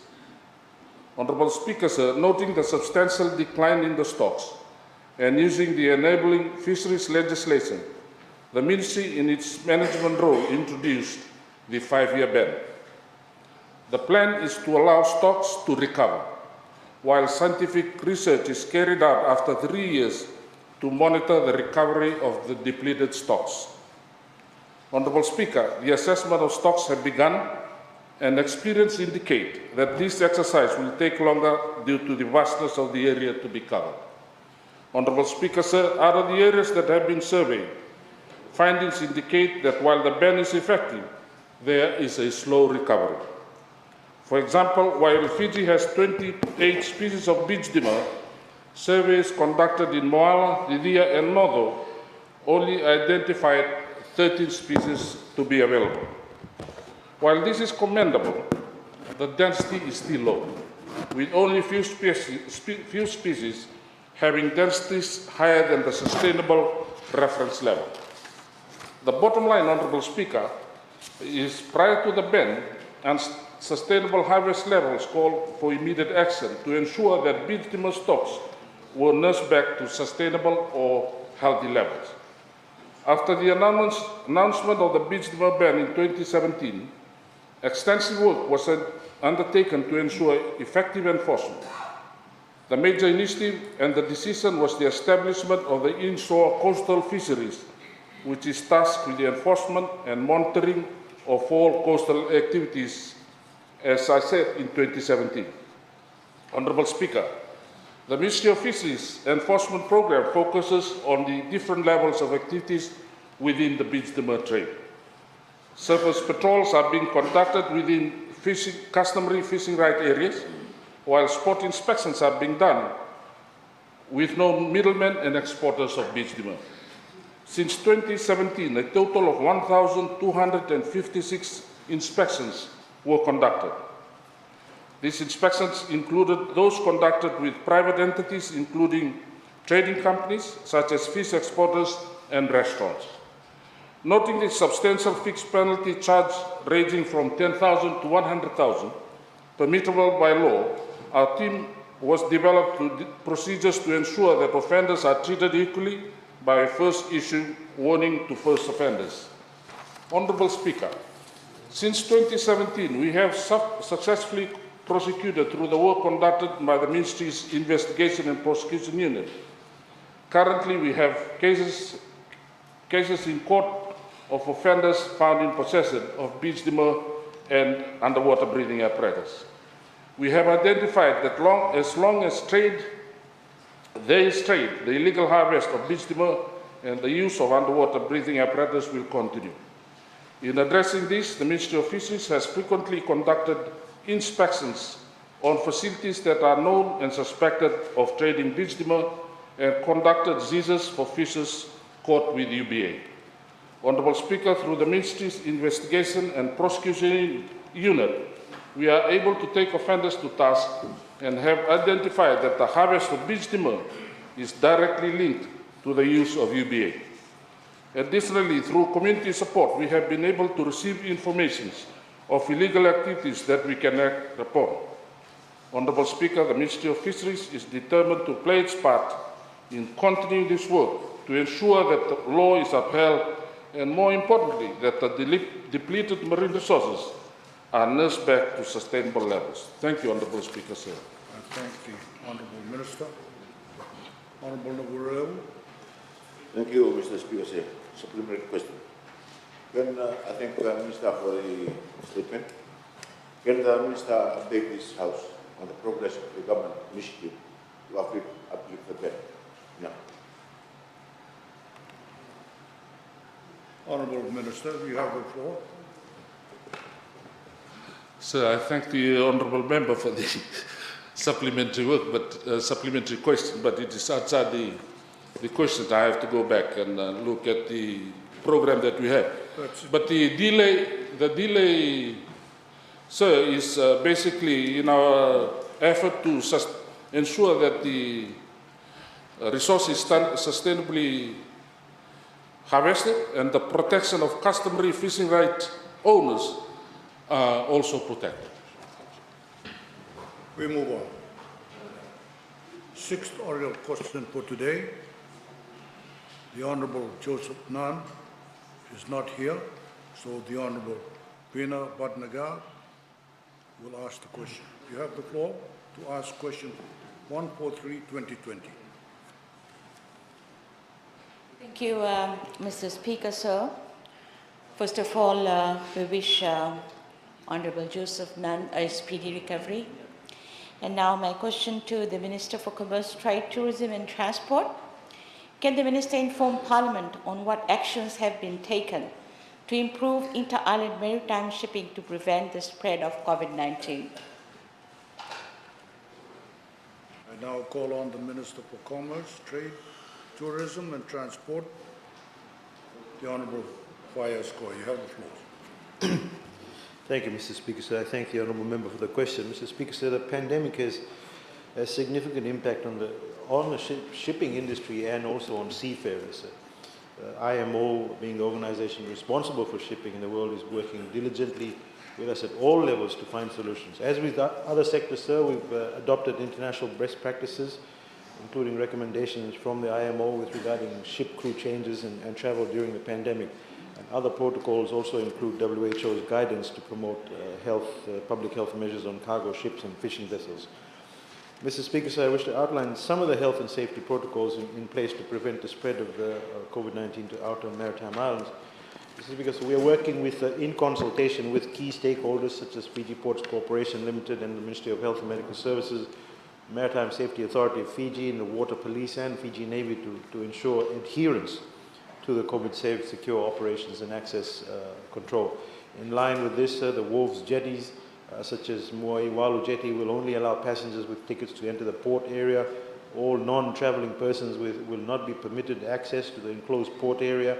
Members of the public embarking or disembarking also so at other main domestic ports or jetties are also requested to work with the enforcement officials and travel in an orderly manner. We're in discussions also with the vessel operators continuously, sir, and the stakeholders in the need to change the way that they actually do business in line with guidelines of physical distancing and sanitization. For the roll-on, roll-off, what we all know is ro-ro and conventional vessels, all inquiries are actually directed to the ministry, sir. All trucks and shipping containers are required to adhere to the following. So drivers are to properly equip themselves with personal protective equipment, the proper record keeping for all vessel operators with details of drivers and destinations, etc. Shipping operators are also to discourage crew members from unnecessarily disembarking at ports and jetties and socializing at these points. For inter-island shipping operators and crew were to offload cargo and freight at a destination located on the jetty or ports. Members of the public collecting freight also to collect from this point, practicing physical distancing. For any fishing-related activities, sir, whether subsistence or commercial, members of the public are also advised to liaise directly with the Ministry of Fisheries and our ministry. It's a responsibility also of the shipping companies to implement all these the COVID-safe measures that have been recommended by the Fijian government when embarking and whilst on board and during disembarking. We will continue to work in collaboration with FPCL and Fiji Police Force and MSAF and Ministry of Health and other stakeholders to monitor and control the measures of physical and social distancing. Amongst other things also, we're considering online ticketing and establishment of personal cargo collection and distribution centers or points. I thank you, sir. I hope that suffices. We move on. Seventh oral question for today, and I call on the Honourable Dr. Ratu Antonio Lalambalavu to ask question 144-2020. You have the floor, sir. Thank you, Mr. Speaker. Mr. Speaker, sir, I rise to ask question 144-2020 under my name. And the question is directed towards the Minister of Women, Children and Poverty Alleviation. Can the Minister inform Parliament on the rationale in reducing the social welfare bus scheme, bus subsistence to $10 a month? I call on the Minister for Women, Children and Poverty Alleviation, the Honourable Marissa Healy. Uniwaka. You have the floor, ma'am. Thank you, Mr. Speaker, sir. I get asked this question quite a lot from particularly the elderly citizens who have been affected by the drop in the bus fare assistance. And I'm going to give the honourable member the same answer that I give them. And I only hope that I will get the same level of understanding from the other side as I do from the elderly citizens who actually get this assistance. We're living in abnormal times. COVID has affected us as a people, as a nation, in a way that we never ever imagined prior to the outbreak.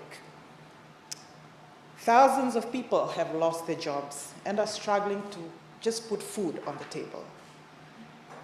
Allocating funds during a national budget is not an easy exercise. And in the context of COVID, that exercise becomes even more of a challenge. So government, during an exercise in allocating money during a national budget, in a time like this, has to consider every sector of the economy, to look after the livelihoods of our people, to look after how each sector can contribute to getting us back onto our feet, and to also ensure that there is a continued access to critical public services. The focus of this question is on transport, on mobility. Government assists around 82,600 elderly citizens for under the bus fare assistance, $10 a month. Out of these 82,000 people, the average usage per month is about 52,000. Around 30,000 elderly citizens who have a card do not use it. Apart from bus fare assistance, we need to remember that government also assists the elderly through the social pension scheme. For this particular fiscal year, we're looking at $55.3 million for social pension alone, for those who have never had any access to superannuation. This, Honourable Speaker, is the highest allocation of all the social protection program schemes under the Ministry of Women, Children and Poverty Alleviation. And for this fiscal year, it's the highest allocation ever. To put it into context, for the 2019-2020 fiscal year, the allocation for social pension was $46 million, an increase of $9 million from that fiscal year to this fiscal year to ensure that those who are eligible for the social pension scheme of $100 a month do get it, even during COVID-19. That allowance puts food on the table for those who do receive it. It assists our elderly citizens to contribute to the livelihoods of their loved ones, even during COVID. So it's a balancing exercise. At such a time like this, government considers that the livelihoods of our pensioners is very critical and will not therefore touch their pension. Like I said, it's a balancing exercise. Most of those who benefit from the bus fare assistance that's the subject of this question are also on the social pension scheme. I hope that I will get the same level of understanding for that answer from the other side as I do from those who benefit from this particular scheme. Thank you. I thank the Honourable Leda Tambua. Thank you. Thank you, Honourable Minister, for that explanation. Just a supplementary question. Can the Honourable Minister just shed light in the House as to why there was so much confusion, as we saw on some social media reports too and videos, about the change of receiving of these funds from Westpac to NBSP? Thank you. Honourable Member, that's a totally different question, not associated with this. We'll move on. 8th oral question for today. I now call on, where is she? The Honourable Selayandi Maitonga to ask question 145-2020. You're there. I'm sorry, I missed you. You have the floor. Thank you, Honourable Speaker, sir. I rise to ask the question 145/2020 under my name to ask the Attorney General and Minister for Economy, Civil Service and Communications. Can the Minister explain how the Unit Trust of Fiji is empowering its investors vis-à-vis its regional and future business expansion plans? Thank you, sir. I call on the Attorney General and Minister for Economy, Civil Service and Communications, the Honorable Ayaz Said Qayyum. You have the floor, sir. Thank you, Mr. Speaker, sir. Mr. Speaker, sir, I'd like to thank the Honourable Member for this question. UTOF, or Unit Trust of Fiji, is a managed fund that encourages all Fijians to invest and save in a diversified investment portfolio, which is proven to be very safe, accessible, and ensures reliable, competitive return to its investors. Mr. Speaker, sir, as of 30th June 2020, UTOF has 22,405 unit holders, as compared to 20,753 in the same period in 2019. Mr. Speaker, sir, the 7.9% increase in unit holders is due to UTOF's popularity in the market, ability to get people with small amounts of money to invest in buying units. It's also evident, Mr. Speaker, sir, that more people are choosing to actually invest now. Mr. Speaker, sir, UTOF's current $245 million portfolio provides equitable returns to the unit holders through a 6-monthly tax-free dividend and potential capital appreciation under its Income and Growth Fund. This is made possible through the Fijian government's reform of the income tax legislation, which enable ordinary workers, mums and dads, and other small-scale investors to save funds from their disposable income. Of course, it's now tax-free. Just by way of portfolio of UTOF, Mr. Speaker, so UTOF's market share stands at 64% as of 30 June 2020, with key investments in ATH. They own, it consists of 20% of UTOF's portfolio. They have 5% shareholding in ATH. They own 25% in HFC, which is about 19% of UTOF's portfolio. They have 8% investment in Vision Group. They have 4% of UTOF's portfolios with Fiji Gas, and other small stakes in performing entities such as the RB Group, which is majority owned by Fijian Holdings, and of course the South Sea Towage. Mr. Speaker, said it is encouraging to note UTOF over the past 5 years has paid an average of 3.75% as dividend to unit holders under the Income Fund, and an average of 6.7% under the Income and Growth Fund. UTOF has paid approximately $30.8 million as tax-free dividend to unit holders over the past 5 years, Mr. Speaker, sir. On the domestic market, which is important to note, Mr. Speaker, sir, UTOF has decentralized its customer services to the Western Division, the establishment of a fully fledged office in Namaka in Nadi. UTOF's current arrangements with Post Fiji Limited and Fiji Development Bank has basically meant that the company can tap into the Postal Services Network and FDB branches to boast UTOF's presence in some of the remotest areas in the country, and we're seeing a lot of rural people and in the maritime areas also buying units with Unit Trust of Fiji.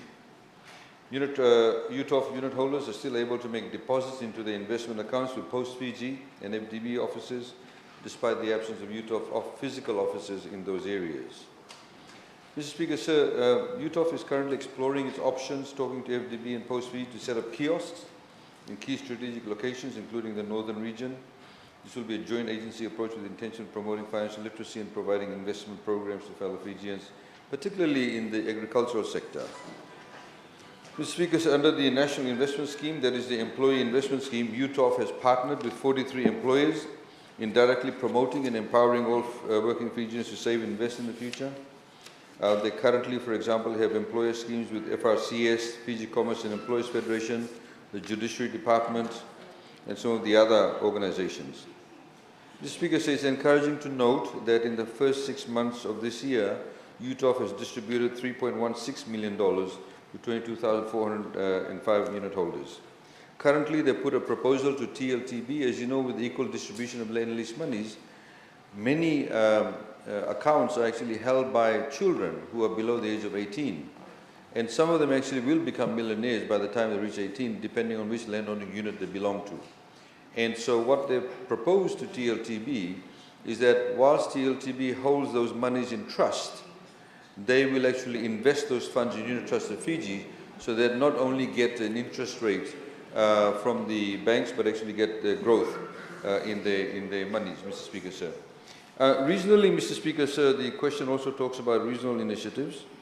Recently, Cabinet also approved a direct bilateral agreement between the Unit Trust of Fiji and organizations in Vanuatu and Samoa.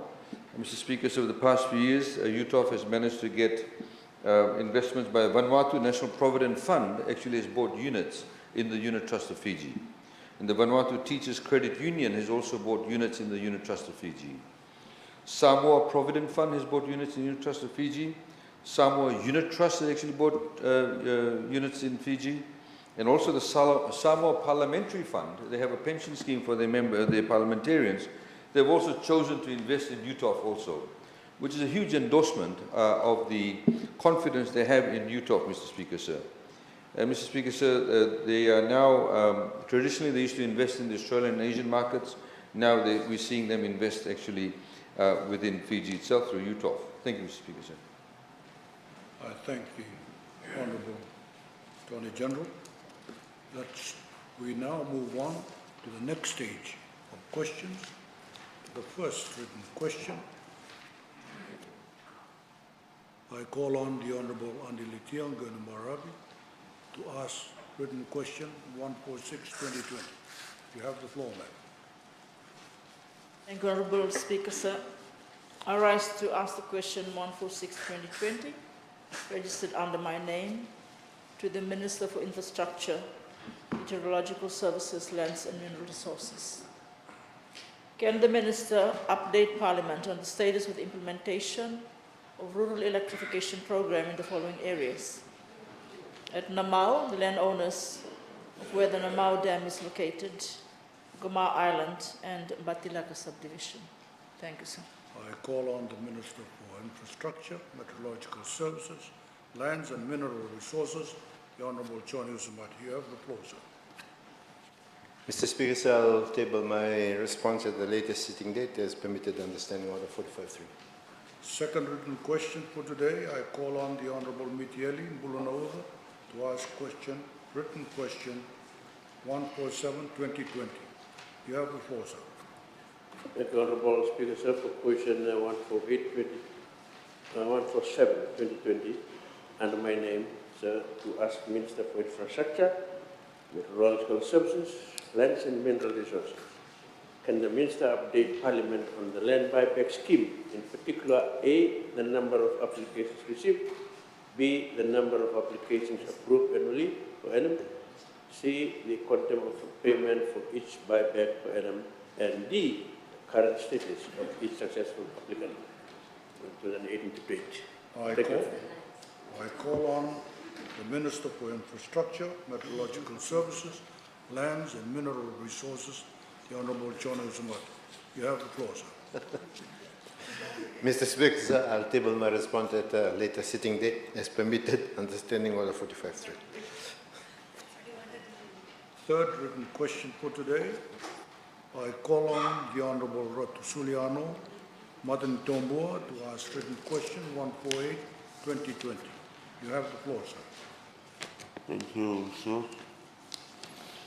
Sir, I would like to ask written question 148-2020 to the Minister for Employment, Productivity, Industrial Relations, Youth and Sports, which is listed in today's order. Thank you, sir.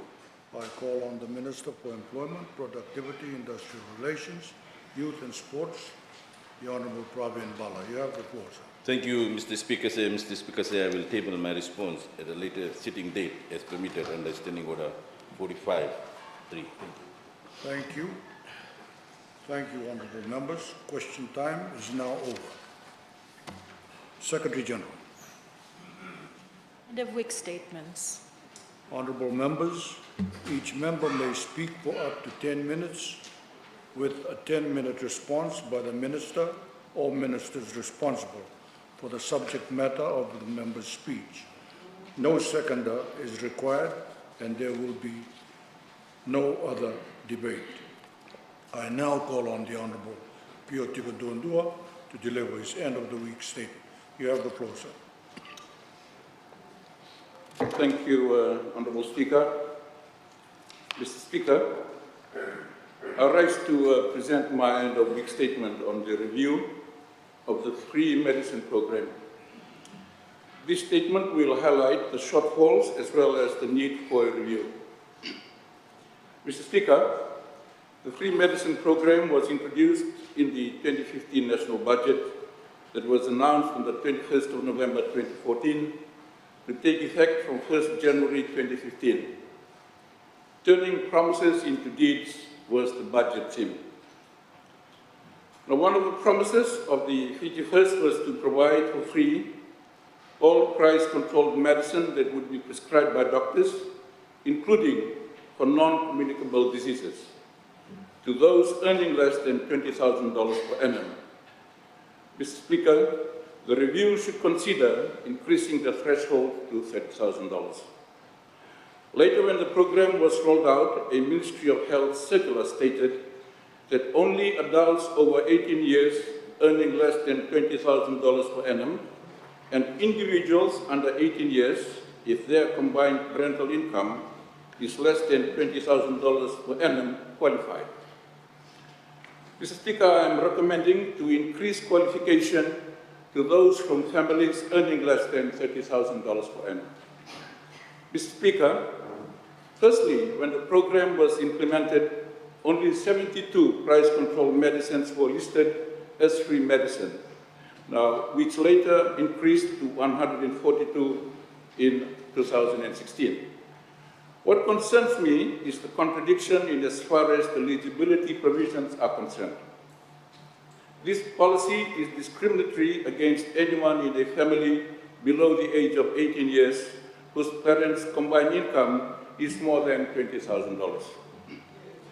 For example, if both parents in a home each earn $19,000 per annum, both would qualify for free medicine.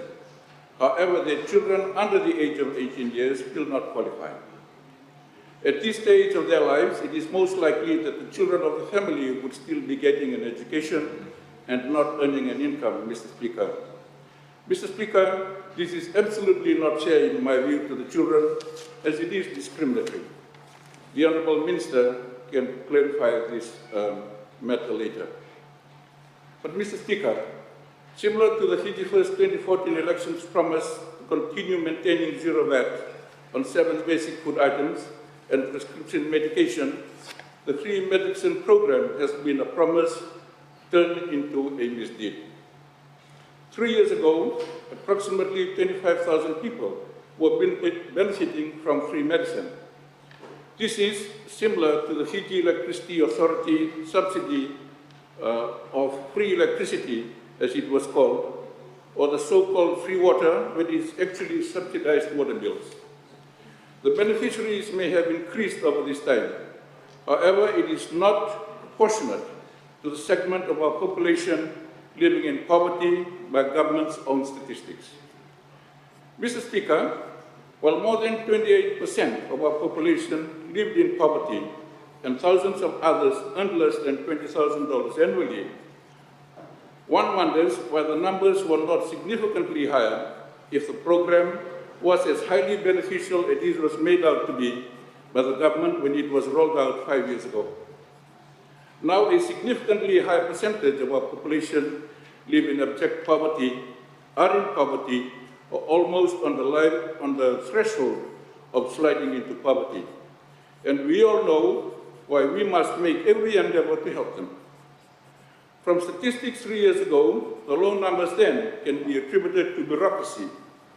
Mr. Speaker, one had to spend an average of $30 running around to get his or her documentation in order to qualify for the free medicine program or the subsidies on electricity and water, the annual total value of which were less than the expense incurred in fulfilling the requirements.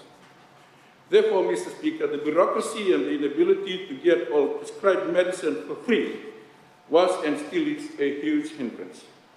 Mr. Speaker, yesterday Parliament passed amendments to the Pharmacy Profession Amendment Act. I believe at a time when our people are cash-strapped and worse, unemployed, we should have concentrated easing their burden and pain, which is a social responsibility of any government, most importantly during these days of uncertainty.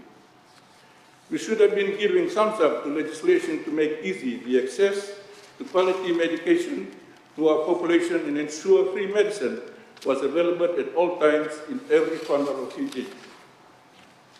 We should have been collectively ensuring all our public and private health facilities and dispensers of medicine have full and unrestricted supply in quality medicine. But all government wanted Parliament to do was to focus on regulatory requirements. Mr. Speaker, I recall that the retail pharmacies were forced to participate in the free medicine program because if they didn't, they would be liable to be slapped with a $100,000 fine. Now this was and is again unjust. But how many retail pharmacies are stocking up free medicine, especially now when medication is in short supply due to several reasons? Mr. Speaker, retail pharmacies have to provide space to store free medicine or whatever stock is supplied. Then their staff have to manually record recipients' details and also that of the prescription, and this is done manually. They don't have direct access to the Ministry of Health Service to electronically ascertain the eligibility of the recipients, but manually record details of his or her card. The electronic link to MOH database was promised by the government years ago when the program was rolled out, but I believe that still has not happened. Worse still, pharmaceutical staff have to tolerate abuse when told medication prescribed by the doctor is either not available or is not listed as free medicine. We have established that in many retail pharmacies, the full list of 142 medicines is not available because they weren't supplied in the first place, despite being generic medicines. Furthermore, our investigation established that there is only one designated staff at Fiji Pharmaceutical Services who looks after the stocks of 50-odd retail pharmacies participating in this program. Now that is why stocks get either depleted or expire when not used. And now it is worse as basic medicine is not readily available. Mr. Speaker, simply the free medicine program is in a symbolic state and needs to be reviewed urgently to bring about efficiency and to ensure it is fully maximized by all those eligible recipients. We therefore urge government, Mr. Speaker, 1, to change the eligibility criteria so that individuals under 18 years of age, who are mostly students, are able to access this program, irrespective of their parents' joint income reaching the maximum threshold, or if they earn $20,000 and themselves individually qualify for the program. 2, equip pharmacies with computers, or if not, link one of their computers to the ministry database of eligible recipients. 3, remove the list of 142 free medicine and implement a truly genuine free medicine program where those eligible can access any medicine is prescribed by a doctor, thus removing the risk of medicine being either overstocked, undersupplied, or expiring. 4, this will remove the need to supply pharmacies with a list of generic medicines who in turn can dispense medication from their own stock, generate bills monthly to Ministry of Health for payment, eradicating both patient and pharmacy frustration and giving true meaning to free medicine. Mr. Speaker, we sincerely hope the government takes on board our suggestions for the delivery of a genuine free medicine program. Free medicine should not be restrictive, Mr. Speaker, and there is no better time than now to review it, given that many thousands of our people are either unemployed, on reduced working hours, or simply living in poverty. I thank you, Mr. Speaker. I thank the Honourable Pio Tikundundro for his end of the week statement, and I call on the Minister responsible for the response. Honourable Minister for Health, Dr. Ibrahim Wanganimete. You have the floor, sir. I thank you, Honourable Speaker, and also for the opportunity to respond to this end of week statement. I want to begin by saying no other government began the free medicine scheme. It is the government of the Honourable Vurenge Bainimarama this Fiji first government began the free medicine scheme. Now, this free medicine scheme is not something you will see in any other Pacific Island country that happens outside of the public health system. I also want to remind the honorable member, any person seen in any public health facility, whether you earn below 20,000 or you earn 200,000, you receive free medicine. You receive free medicine. Honorable Member of Parliament will know, when he was sitting in this chair, when he would go to hospital, he would receive free medicine. The public health system receives, accepts, dispenses for everybody. This free medicine scheme was designed for those who earn individual below $20,000. Let me finish. This is my time. Below $20,000, which includes children. Because children, they do not work.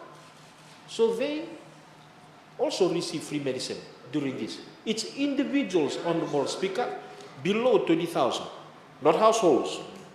Honorable Speaker, the free medicine program is an ongoing program by this government, implemented by the Ministry of Health and Medical Services and FPBS, and has continued since 2015. And under the program, any individual earning below 20,000 has access to the 142 medicines. The program commenced with the provision of 72 items in 2015, which was then increased to 142 items, and I have the list with me here. You're more than welcome to have access to this list. This covered a wider range of medicines, including those for common bacterial and viral infections, eye problems, pediatric care, and emergency care.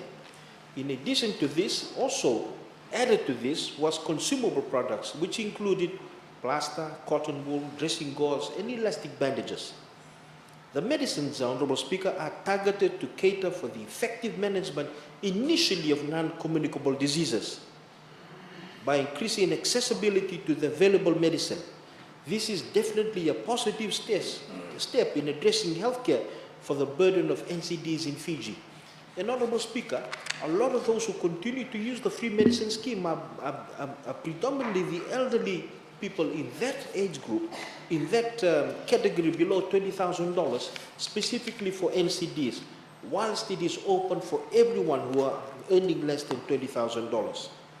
Honorable Speaker, the program began with only 35 retail pharmacies, which now expanded to 36 more pharmacies, bringing it to a total of 71 for the last 5 years. Honorable Speaker, the program has become mandatory for all retail pharmacies to participate to enable better coverage and to reach majority of the population. Honorable Speaker, since the inception, the Ministry has managed to register 195,477 people. Now, Honorable Speaker, it doesn't mean that all the 195,000 will leave the hospital premises and go down to the nearest chemist. Because, for example, in Nayabu, they have a pharmacy in-house. For example, in Koromo, they don't have a pharmacy in town. So they will receive all their medicines from the hospital itself. It doesn't mean that you register 195,000, that all the 195,000 will go down to the nearest chemist in town. Because we have a duty of service within the hospital and healthcare system to have our own pharmacies. This is an adjunct to support the role that we play. Honorable Speaker, to further improve the program, the registrations continue. And last week, the Honorable Member should know we were in Wainimbuka, in number 1 in the Sotoka, doing registrations. And this is apart from the continuous registrations done around the country. Through this outreach, last week alone, nearly 100 individuals were registered for the program, 100 that were never registered before.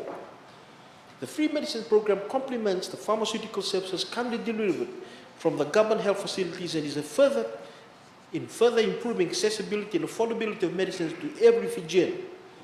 Mr. Speaker, sir, the current framework underlines that the Fiji pharmaceutical and biomedical services are to procure and deliver the approved medicines to retail pharmacies. Once received, pharmacies are to dispense those medicines to eligible patients and keep manual records of these released goods. At the beginning of this year, we've reviewed that because it's now going on to 5 years now, and looked at a framework to suit the current situation from the impact of COVID-19 through the global supply chain of pharmaceutical services. And this is what we've done. Through an expression of interest called this year, We've approached Island Pharmacy, who've, through this expression of interest, to pilot the revised framework. The revised framework will allow retail pharmacies to dispense their own stock of FCC price control medicines that are part of the free medicine program list and generic stock. Honorable Speaker, generic meaning not a fancy trade component of the drug, generic. Because we have to make sure that the medicine that is being given also has side effects, Honorable Speaker. We don't want the dispenser, which is the pharmacist, to be giving their own preferred trade medicine that may have some chemicals that may actually have undue effect onto the patient that's giving it. We want them to be able to keep to the purity of the medicine through the generic name, through an expression of interest. And furthermore, the free medicine program will supply other products which are not under price control. Major revision and fine-tuning of the palliative framework is expected prior to nationwide rollout. Honorable Speaker, over the last 5 years, from 2015 to the end of the last financial year, this government has put in 34,765,000 into the free medicine scheme in terms of those that actually have been bought.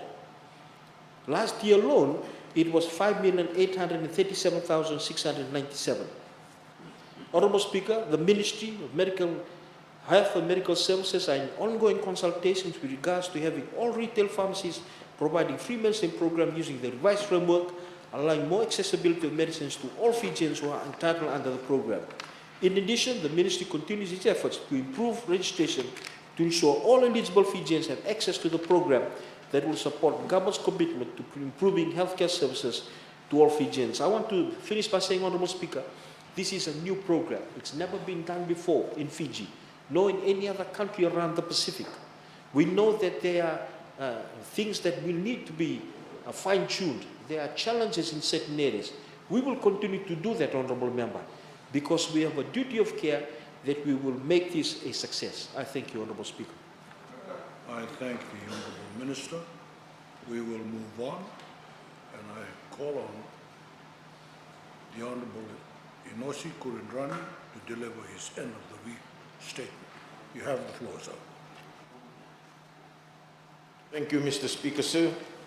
I rise to deliver my end of week statement in regards to the revitalization of non-sugar agriculture, especially in light of the impact of COVID-19 pandemic. Mr. Speaker, sir, it has been proved that increase in agriculture output and productivity will contribute substantially to the overall economic development of a country. In the case of Fiji, it will be appropriate to place greater emphasis on the revitalization of non-sugar agriculture commodities, especially for a few selected crops that hold high value with low volume quantity. The problem with this government, Mr. Speaker, sir, that the Ministry of Agriculture have a lot of plans, a lot of strategies, but lack the practicality and the implementation. Mr. Speaker, sir, I have selected a few important crops that will revitalize the economy in the state of economic crisis. These crops are considered traditional and the people are well familiar with its husbandry practices, does not require skills, and can be grown anywhere in Fiji. All we need is to inject more resources by way of funding, relevant infrastructure, proper monitoring and evaluation mechanism to increase production. Before I continue, I need to take this opportunity to congratulate the grog farmers in Bua, in Sawal village, who have taken the initiative to form an interim committee with the purpose of paving the way forward for the multi-million-dollar industry. Thank you, Mr. Thomas Tunambuna, the chairman of the committee, and your committee. The training was funded by and organized by the Ministry of Agriculture, and I thank them for that initiative. The training farmers to understand the importance of producing quality cover. Thank you to the Principal Agriculture Officer Eastern, Mr. Epeli Dungrangi, for this initiative. Mr. Speaker, sir, I will speak on the Angona, the crop that I believe does not receive enough support despite of its impact to contribution to our GDP. In 2015, Angola produced 6.4 metric tons. In 2019, it has increased by 11.7 metric tons. The current sale value of Angola is $107.50 per waka, and Lewana fetching $70 per kg. Angola export in 2015 reaches 8.9 million, and in 2019, it has increased to 32.5 million. Based on this information, I believe that we need to inject more funding and resources in the expansion of Angola farming industry. Mr. Speaker, sir, it is unfortunate that the allocation of Angola in this year's budget has been reduced drastically. In 2017, it was 500,000. In 2018, it was 500,000. In 2019, it has been reduced to 300,000. And in this budget, it has reduced to 140,000. Angola contribution to GDP in 2017 was 161.5 million. In 2018, it was 185.8 million. Mr. Speaker, sir, I don't see the logic in reducing its budget when it's doing well for our economy. However, only the minister will know the reason. Mr. Speaker, all that we need is to help the Angola rural farmers in cluster basis, to construct more farm roads, construct their drying sheds, establish collection centers, provide machines such as chainsaws and diggers, regulate the price to protect the farmers. And Mr. Speaker, with your indulge, I will highlight the concern on one of the famous Angola farmer in Neitasiri, but originally from Kandavu, Mr. Ole Yasinanobo, who sent me a telephone message on Wednesday, 29 July 2020, complaining about the Agriculture Marketing Authority. Mr. Speaker, with permission, may I quote his message, and I quote, "Tau au sasanga ngiri tikoyani, ndo nakawa ya nabuku ni bengarabi ni Agriculture Marketing Authority. They are reaping the very people that they are mandated to serve, and more so, 100% are Itauke farmers from the area involved. Tau, furthermore, Agriculture Marketing Authority should set a benchmark price at least $60 per kg for waka, or mix at $35 kg, to be the guideline for the other middlemen. They are currently buying $30 per kg for waka, in which they are seen as ripping off the poor Itauke farmers." Ola Yasinanobo, unquote. Mr. Speaker, I hope that the Minister will do something about this to keep the industry sustainable and help the poor farmers to be rewarded for their hard work. Mr. Speaker, this is also the same crop which I believe to be a substitute for marijuana. As I stated during my speech on Tuesday in support for Honorable Felipe Tuisawau's motion, the important issue here is how to convince the potential drug farmers and youths to avoid the planting of marijuana and go for Angola or other high-value crop. Mr. Speaker, sir, in order to convince the community, I suggest that the Minister of Agriculture has to use the participatory planning tool in order to drive this message to the community infested with marijuana, especially the province of Kandavu and my province of Nabosa. Participatory planning is a method by which citizens of target groups participate in the planning that affects them. This principle is based on the concept that those who will benefit from the plan should sit together with the planners. Unfortunately, the actual role of the citizens in communities projects in Fiji just to accept a plan that has already been drafted by somebody else.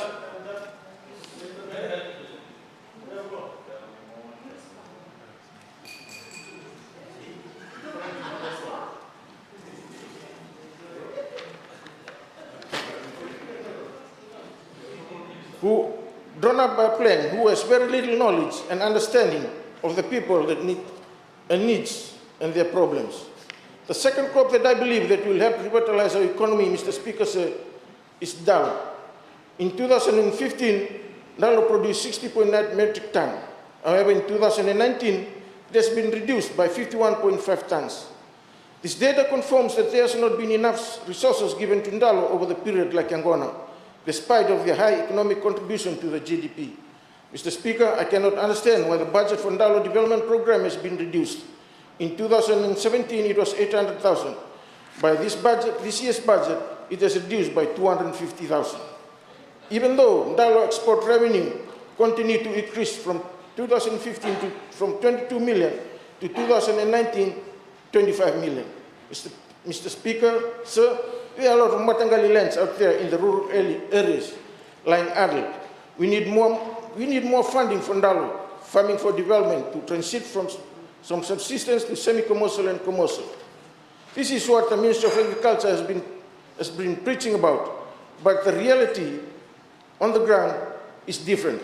I encourage the Minister and Minister of Agriculture to assist the farmers by constructing more roads, organize cluster farmers and organizations, establish collection centers, regulate the price, provide machines, diggers, tractors, chainsaws, and so forth, and provide funds for development. I gather that the digger has been sitting idle at Lakena Agriculture Station for several months with no operator. Based on our traditional farming practices, Ndalo and Angona are intercrop, so you're killing two birds with one stone. Give income and food security.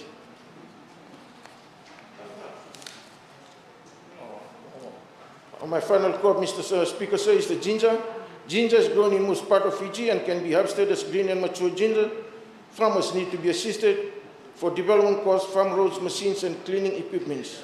Ginger's contribution to GDP in 2017 was 4.3 million. In 2018, 5.6 million. This program will improve foreign earnings, family income, and food security. Thank you, Mr. Speaker, sir. Thank you, Honourable Member. I call on the Minister responsible for the response.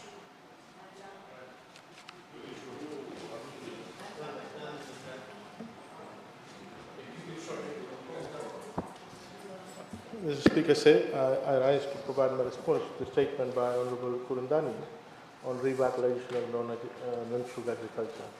Mr. Speaker, often we hear piecemeal contribution from the other side. Honourable Randondro talks about no strategic plan. Honourable Nico Nawaikula talks about no strategic plan.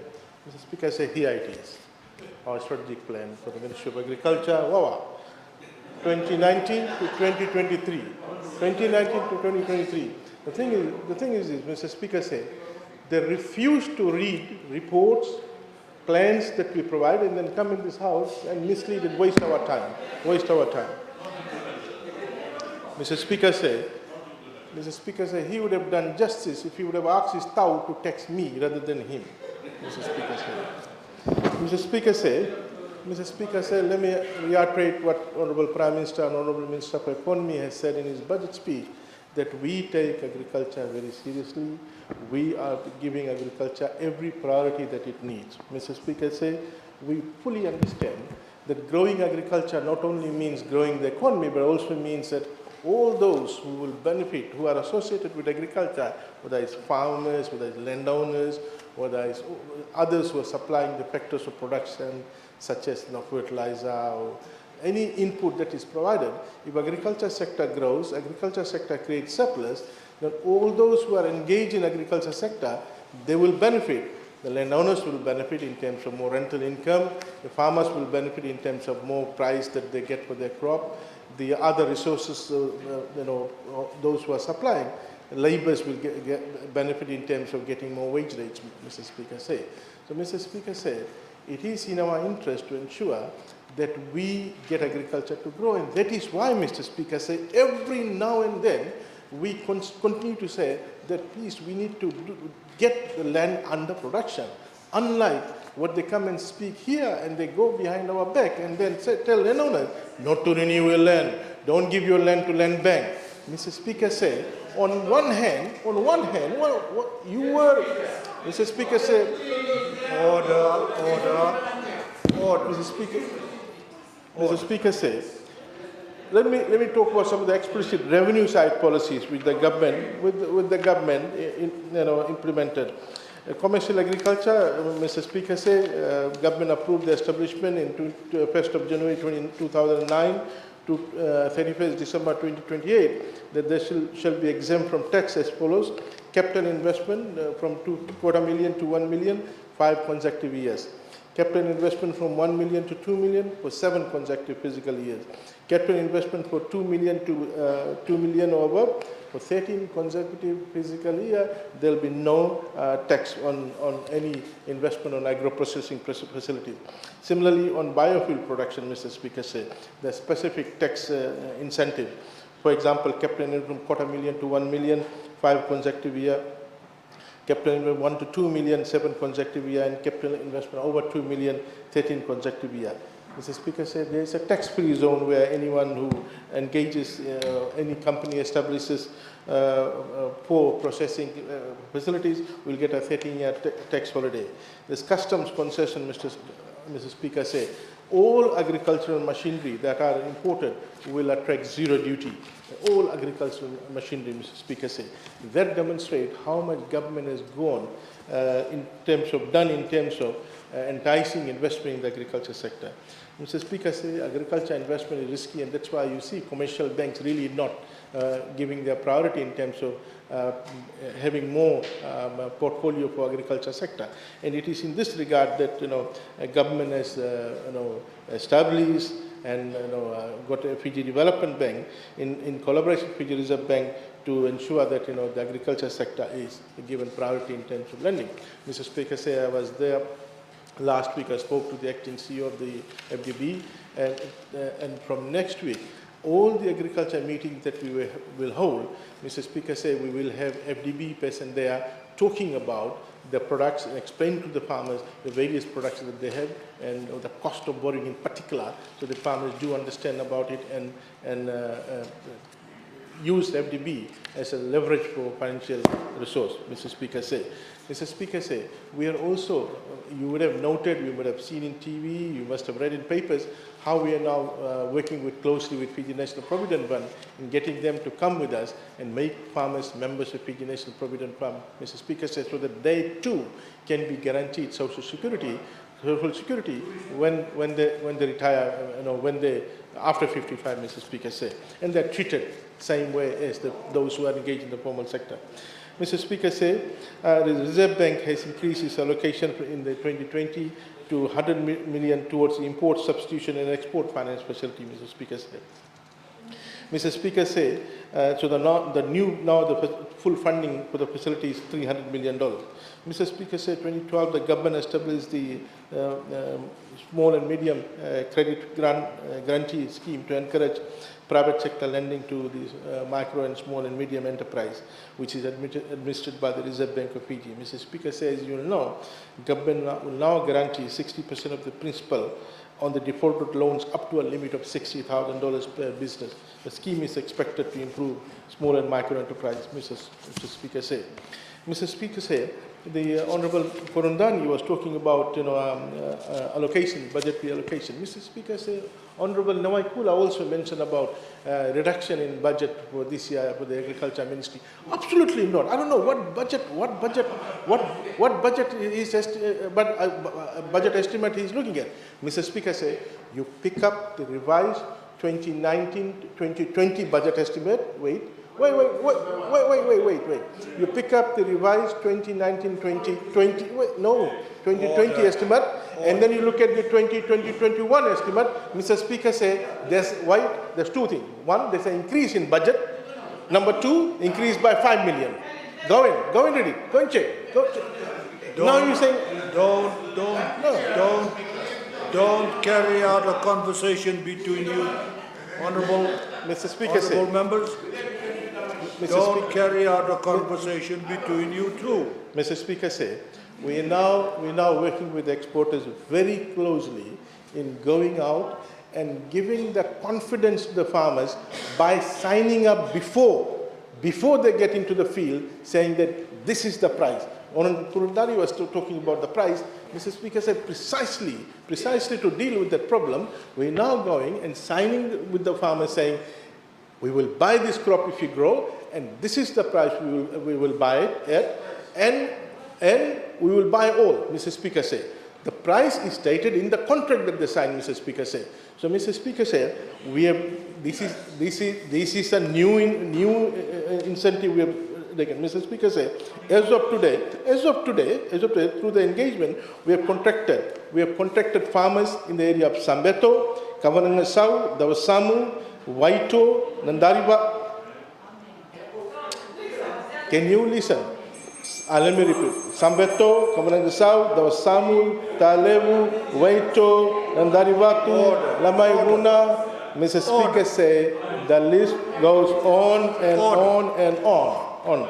Mr. Speaker say, Honorable Kurundari was talking about farm roads.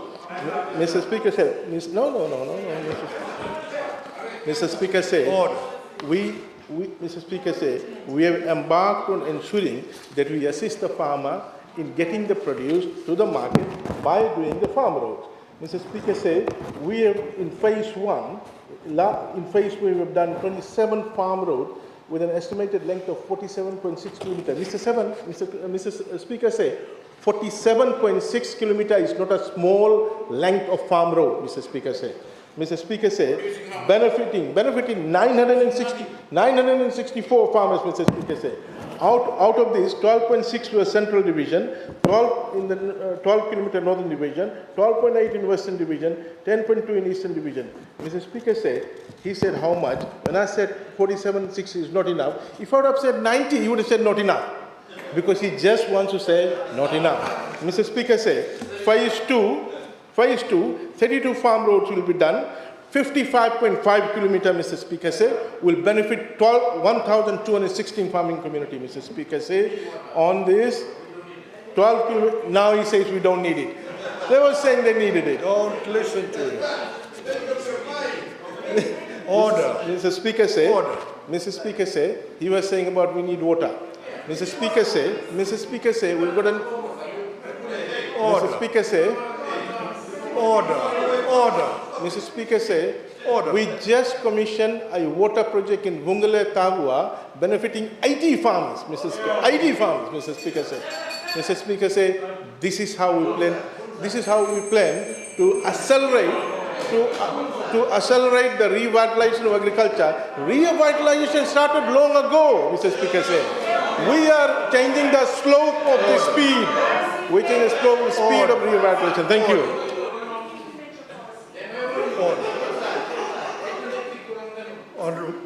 I thank the Honourable Minister for his response.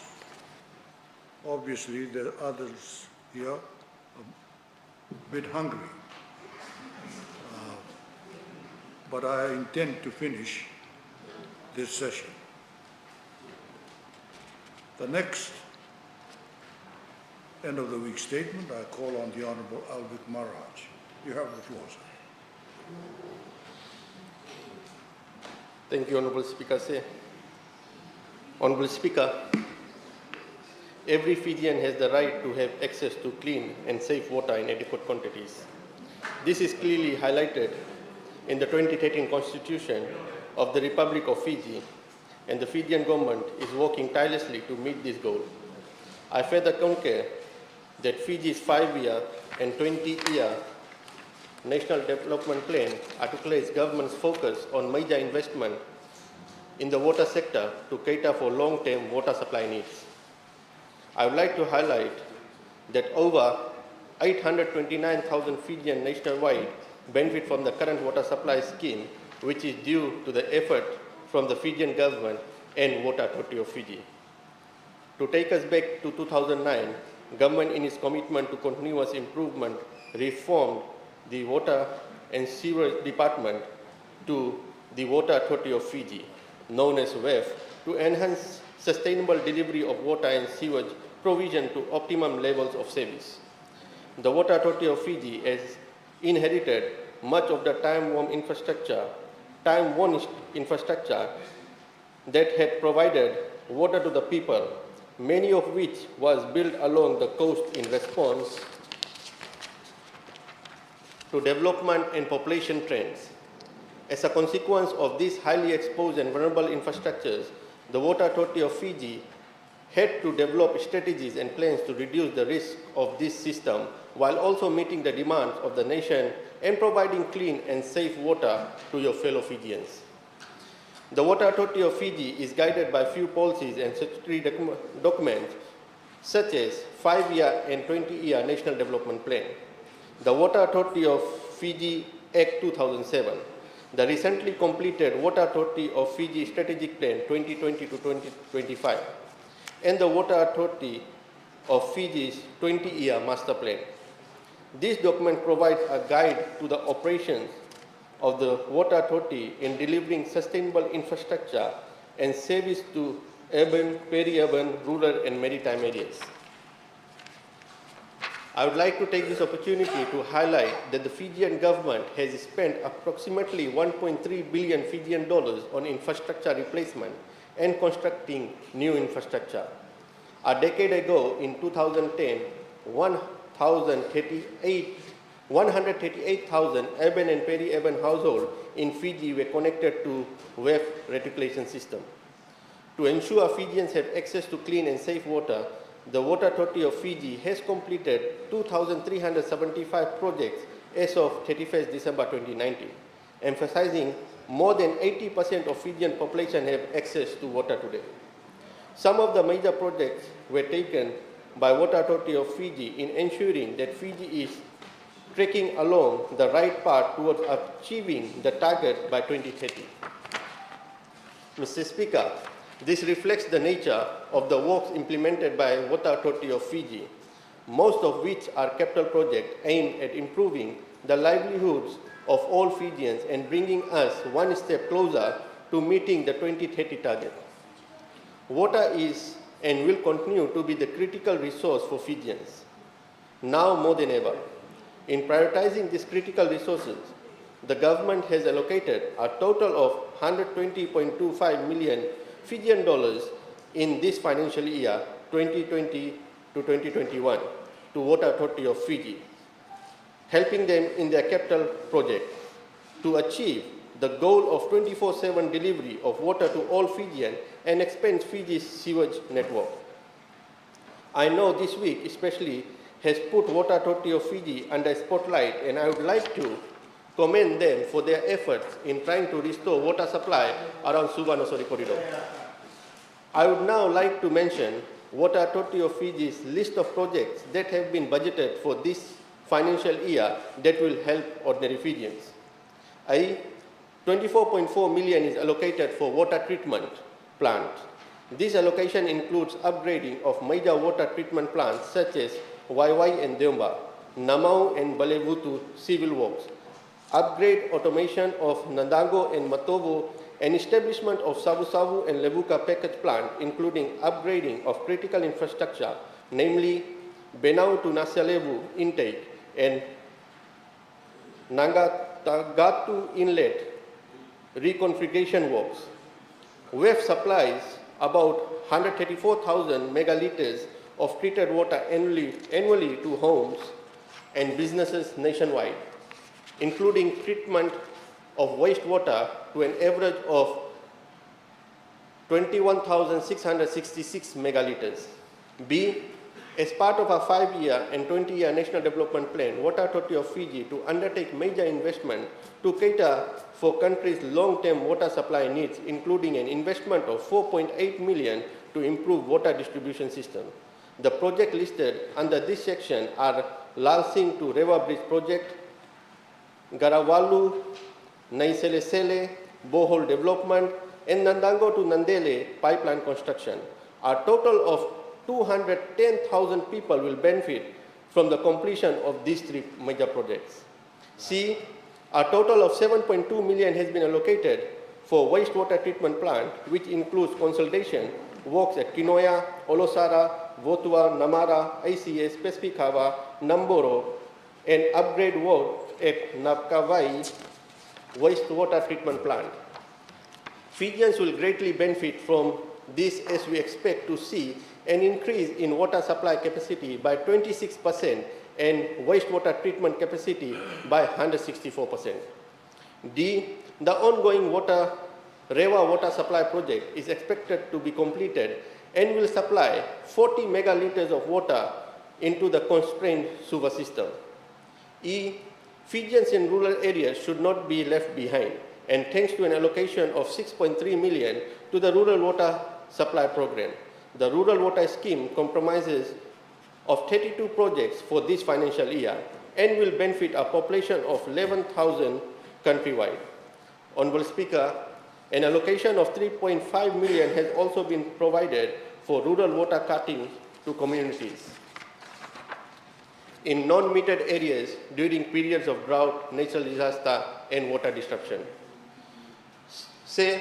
Just to wrap up, Water Authority of Fiji should strive to ensure continuous water supply for everyone and implement programs to improve both the safety and efficiency of water intake structures around the country, and to also fulfill the constitutional right of every Fijian to have access to safe and clean drinking water. With these words, I thank you for your time, Honourable Speaker. Vinaka. I thank the Honourable Alvik Maharaj. I now call on the Minister responsible for the response. You have the floor, sir. Thank you, Mr. Speaker, sir, for the opportunity, and I want to thank the Honourable Alvik Maharaj for his underweight statement on how Fiji is progressing towards our target of getting clean and safe water to all Fijian households in Fiji by the year 2030, which is also a target of SDG 6.2. Today, Mr. Speaker, sir, over 800,000 Fijians nationwide benefit from the current water supply scheme. Not all of this is coming from treated water. There are systems that in the rural areas that is still untreated water, but nevertheless the systems are there for more than 820,000 of our citizens. The UNICEF report for 2017 highlighted the progress on drinking water, sanitation and hygiene update and the SDG baselines, and look at how well we are progressing next to the vis-a-vis the SDG baselines. The report showed how well countries were faring in providing clean and safe water to its people. It showed that for the year 2000, 13% of PNG's population had access to clean water, 22% of Vanuatu's population, and 16% of the population of the Solomon Islands, compared to 48% of the population of Fiji. By the year 2017, here in Fiji, we had moved that percentage up to 56% of our population having access to clean and safe water. And now we know now the target is by the year 2030. As per SDG 6.2, we want to make sure that every single household in Fiji in this 10-year, that is the target, that is the ambition, and that is what government is going after. In order to do that, there are a number of things that we need to do, things that we've already started doing, and things we need to do in the future to ensure that we get there. These are the 4 things that I believe that are necessary. 1, clear plans and strategies. Secondly, clear role demarcation. Who does what? Third, we must invest into water. And fourthly, we must develop strong institutions, because institutions are the things that make things happen. In terms of clear plans and strategies, the Honourable Alvik Maharaj just talked about this thing. There's a requirement in the Constitution that we deliver water to our people. There are plans and strategies in the NDPs, and there are also plans and strategies in 3 different government ministries that focus on water. The Ministry of Infrastructure, which has the Department of Water, and then the Ministry of Lands and Mineral Resources, which has the MRD, which looks at groundwater, and also in Rural and Maritime Development, that looks at emergency water supplies. So in all of these 3 government machinery ministries, there's plans there focused on water. In terms of national water-related policies, right now we're in the process of finalizing our national water resources and management and sanitation policy, the rural water and sanitation policy, the groundwater resource development and management policy, and we have the WEF plans that have been talked about by the Honourable Maharaj. So clear plans and strategies. Secondly is clear role demarcation, or our national water infrastructure. This is something that's critical. And there are different bodies that are playing different roles in terms of setting policy, in terms of technical regulatory functions, national monitoring and follow-up. This is being undertaken by the Ministry of Infrastructure and Meteorological Services through the Department of Water, and also by the Ministry of Lands and Mineral Resources in terms of groundwater for the MRD. And the operational arms of this strategy, Mr. Speaker, sir, Water Authority of Fiji, fundamentally important. It's the biggest player. And also Lands and Maritime Resources in terms of groundwater, and third, Rural and Maritime Development, that has a key role to play during drought situations when they help out in getting water to people. And the fourth part of this, of the function, is the regulatory functions. We now know FCCC now has been given some regulatory functions in terms of pricing and so forth. So all of these institutions work together from the basis on the way that will help us move towards this target of clean and safe water for all by the year 2030. And the next one that we need to have is investment. This government has invested more than $2 billion over the past 10 years to make more water accessible to all the citizens of other countries. More than $2 billion. The Honorable Maharaj has talked about investments through WEF. In addition to that, the government has also invested around $9.5 million on groundwater development, and in return has drilled 243 boreholes, in which 157 boreholes were successful, 43 have been reticulated, so the water is distributed from the boreholes, and this has benefited more than 20,000 Fijians since 2010. Additionally, we have around 15 sites for groundwater drilling, and 10 sites of these sites are targeted for water reticulation, with a continuous rehabilitation work for those affected by TC Harrow. My ministry has also included Vatulele and Onoelau in this year's financial targeted sites. The next pillar that we are focusing on to deliver on this target is strong and effective institutions. Institutions will be here after we have gone. And as a government, we need to make sure these institutions are strong, whether they're a ministry, whether there's a statutory body, in terms of their governance functions, in terms of their corporate culture, in terms of their policies, so that if we leave, they're still there to make sure that they deliver on what we need. We need to build these institutions because they outlive us, and that is what this government focused on. A strong Water Authority of Fiji board, a strong FCCC, with all of its governance structures to make sure that it can move forward. And after they've been established in place with policy oversight by government, we let them carry out their business. These institutions handle the operational matters of implementing the broad national strategies that are found in NDP and government's plans, developing their own organization strategies and executing them. Water Authority of Fiji has been restructuring itself since the new CEO came in to strengthen its responsiveness to customers, and also, very importantly, looking to revise and develop a stronger culture.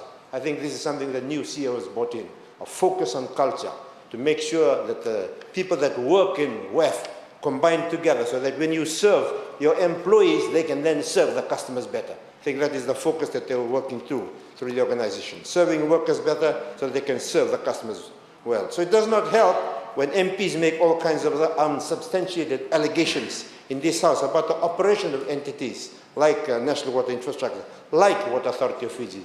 Through this week, some of these comments have been made by the Honourable Randrondo, Aseri Randrondo that is, and the Honourable Ngengar Tambua. Now I'd just like to address some of those statements. One of the statements made by the Honourable Randrondo, that one of the problems that we had this week was because of leakages in the Wailar treatment plant. Mr. Speaker, sir, there are no leakages in the Wailar treatment plant. The disruption was due to water levels at the service reservoirs, which resulted from the planned power disruption by EFL, in which the ATS switches did not kick in. So there is no water leakages. We need to make sure that we make a statement like that, it's based on facts. It's substantiated before we make an utterance in this House that the whole of the country is listening to and watching. He also said that there is no total preventive maintenance program in rehabilitation. Absolute hogwash, absolute hogwash. Water Authority of Fiji does have a preventive maintenance program. Its engineers carry out some monitoring checks and assessments by using thermal cameras and loggers to monitor the power quality performance in major stations such as Wailar. He asked the question whether necessary maintenance is done in a timely manner. Yes, a resounding yes. Water Authority of Fiji does have a planned and organized maintenance program. It is an asset management program facilitated by a technical working group and has taken the management of assets to the next level by benchmarking to global and regional best practice. Preventive maintenance occurs right across all assets and websites. In terms of issues brought about by Algate Vaturu Dam, that issue has been addressed. There's been a lot of changes put in place, and Water Authority is also putting in long-term plans to make sure that it addresses these particular issues. It is now working on the feasibility studies and detailed design of desilting of the Vaturu Lake and replacement of undersized dam fine bubble aerators to make sure these things do not happen again, Mr. Speaker, sir. We are also now finalizing the upgrading of the Nangando water treatment plant from 90 megalitres to 120 megalitres. This is something that will have will be able to treat water and be able to increase the supply of water in the Western Division, sir. There are some comments made by the annual reports. I can assure this House that WEF has plans in place to make sure that they have all of their audits completed by March 2021, and there's works being developed in that particular area, sir. There was also a comment made by the Honorable Randondro that we should change the Water Authority of Fiji Board, with no sort of statistics, no sort of a focus on what it has achieved and not achieved. Anybody who has managed an organization will know that you always have normal variation and abnormal variation. You do not come with an abnormal, a big solution to a normal variation. There's differences between abnormal and normal variation. When you manage any organization, you always have variation. You always have variation. You don't jump to say sack the board just because a variation takes place. You minimize variation, and then, so what I'm trying to say, the Water Authority of Fiji, if you look at the stats that I've talked about, they've increased the number of people, the percentage of people in this country that have safe water. That is the ultimate indicator of the performance of entity. Its impact on outputs and outcomes. Output, outcome. It's not just about activity. Activity, output, outcome. Look at the outcome. If the outcome is being achieved, then the board is doing its job. We have an experienced membership at the board, and we need to make sure. Yeah, and we know that the former CEO is your candidate, and it's been good to see. I think it's also been interesting to see that all the contenders for the leadership positions in the various parties and the deputy leaders are trying to make sure that they get a lot of airtime during this week, Mr. Speaker, sir. But once again, Mr. Speaker, sir, this government has the political leadership and the commitment to make sure that these ambitious targets of getting water to everybody in this country by the year 2030 will be achieved, because that is what we are here for. And in closing, Mr. Speaker, sir, throughout this week, every time the opposition has spoken, they seem to always to be hinting that there's some conspiracy from this side of the House. Let me confirm. Let me confirm. Yes, there is a conspiracy. Yes, the conspiracy is to make sure we do the best for all of the people in this country, from now and forever. Thank you, Mr. Speaker, sir.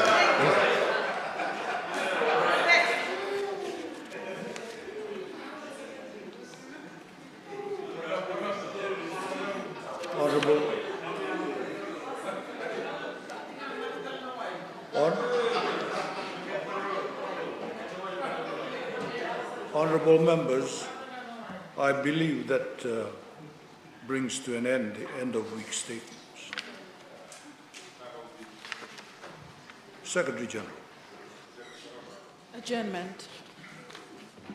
I now call on the Leader of Government in Parliament, the Honourable Inia Seruratu, to move his motion. You have the floor, sir. Then the rest of the adjournment.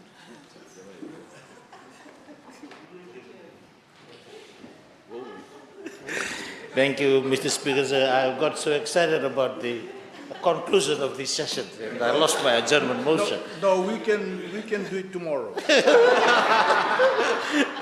Thank you, Mr. Speaker. Mr. Speaker, I move that Parliament adjourns until Monday, 30th November 2020 at 10 a.m. Thank you, Mr. Speaker. Is there a seconder? Thank you, Honourable Speaker. Honourable Speaker, I beg to second the motion.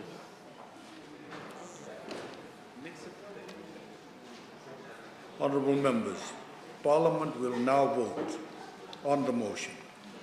The question is that Parliament adjourns until Monday, 30th November 2020 at 10 a.m.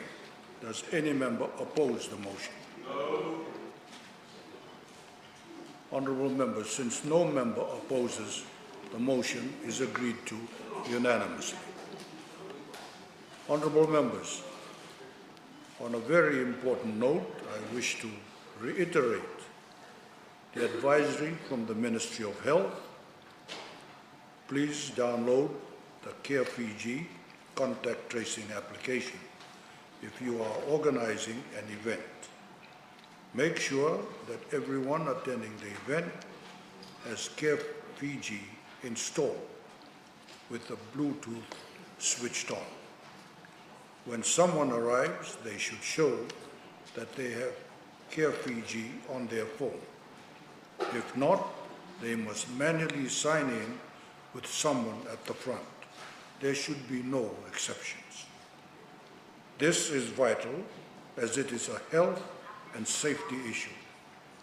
In that regard, I call on all honourable members of Parliament to ensure that more Fijians are actually downloading the Care Fiji app to be able to not just give security to our own people, but also to be able to tell the rest of the world that Fiji is a safe place to come to. Honourable members, I thank you all for your participation and contributions during the parliamentary proceedings in the course of this sitting week, as well as for the duration of this parliamentary session.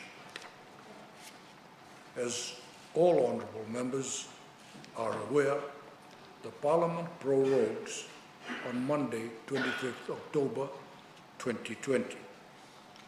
When Parliament next sits, it will be for the opening of the new session of Parliament by His Excellency, the President of the Republic of Fiji. Honourable members, I now declare Parliament adjourned until Monday, 30th November 2020 at 10 a.m. We adjourn.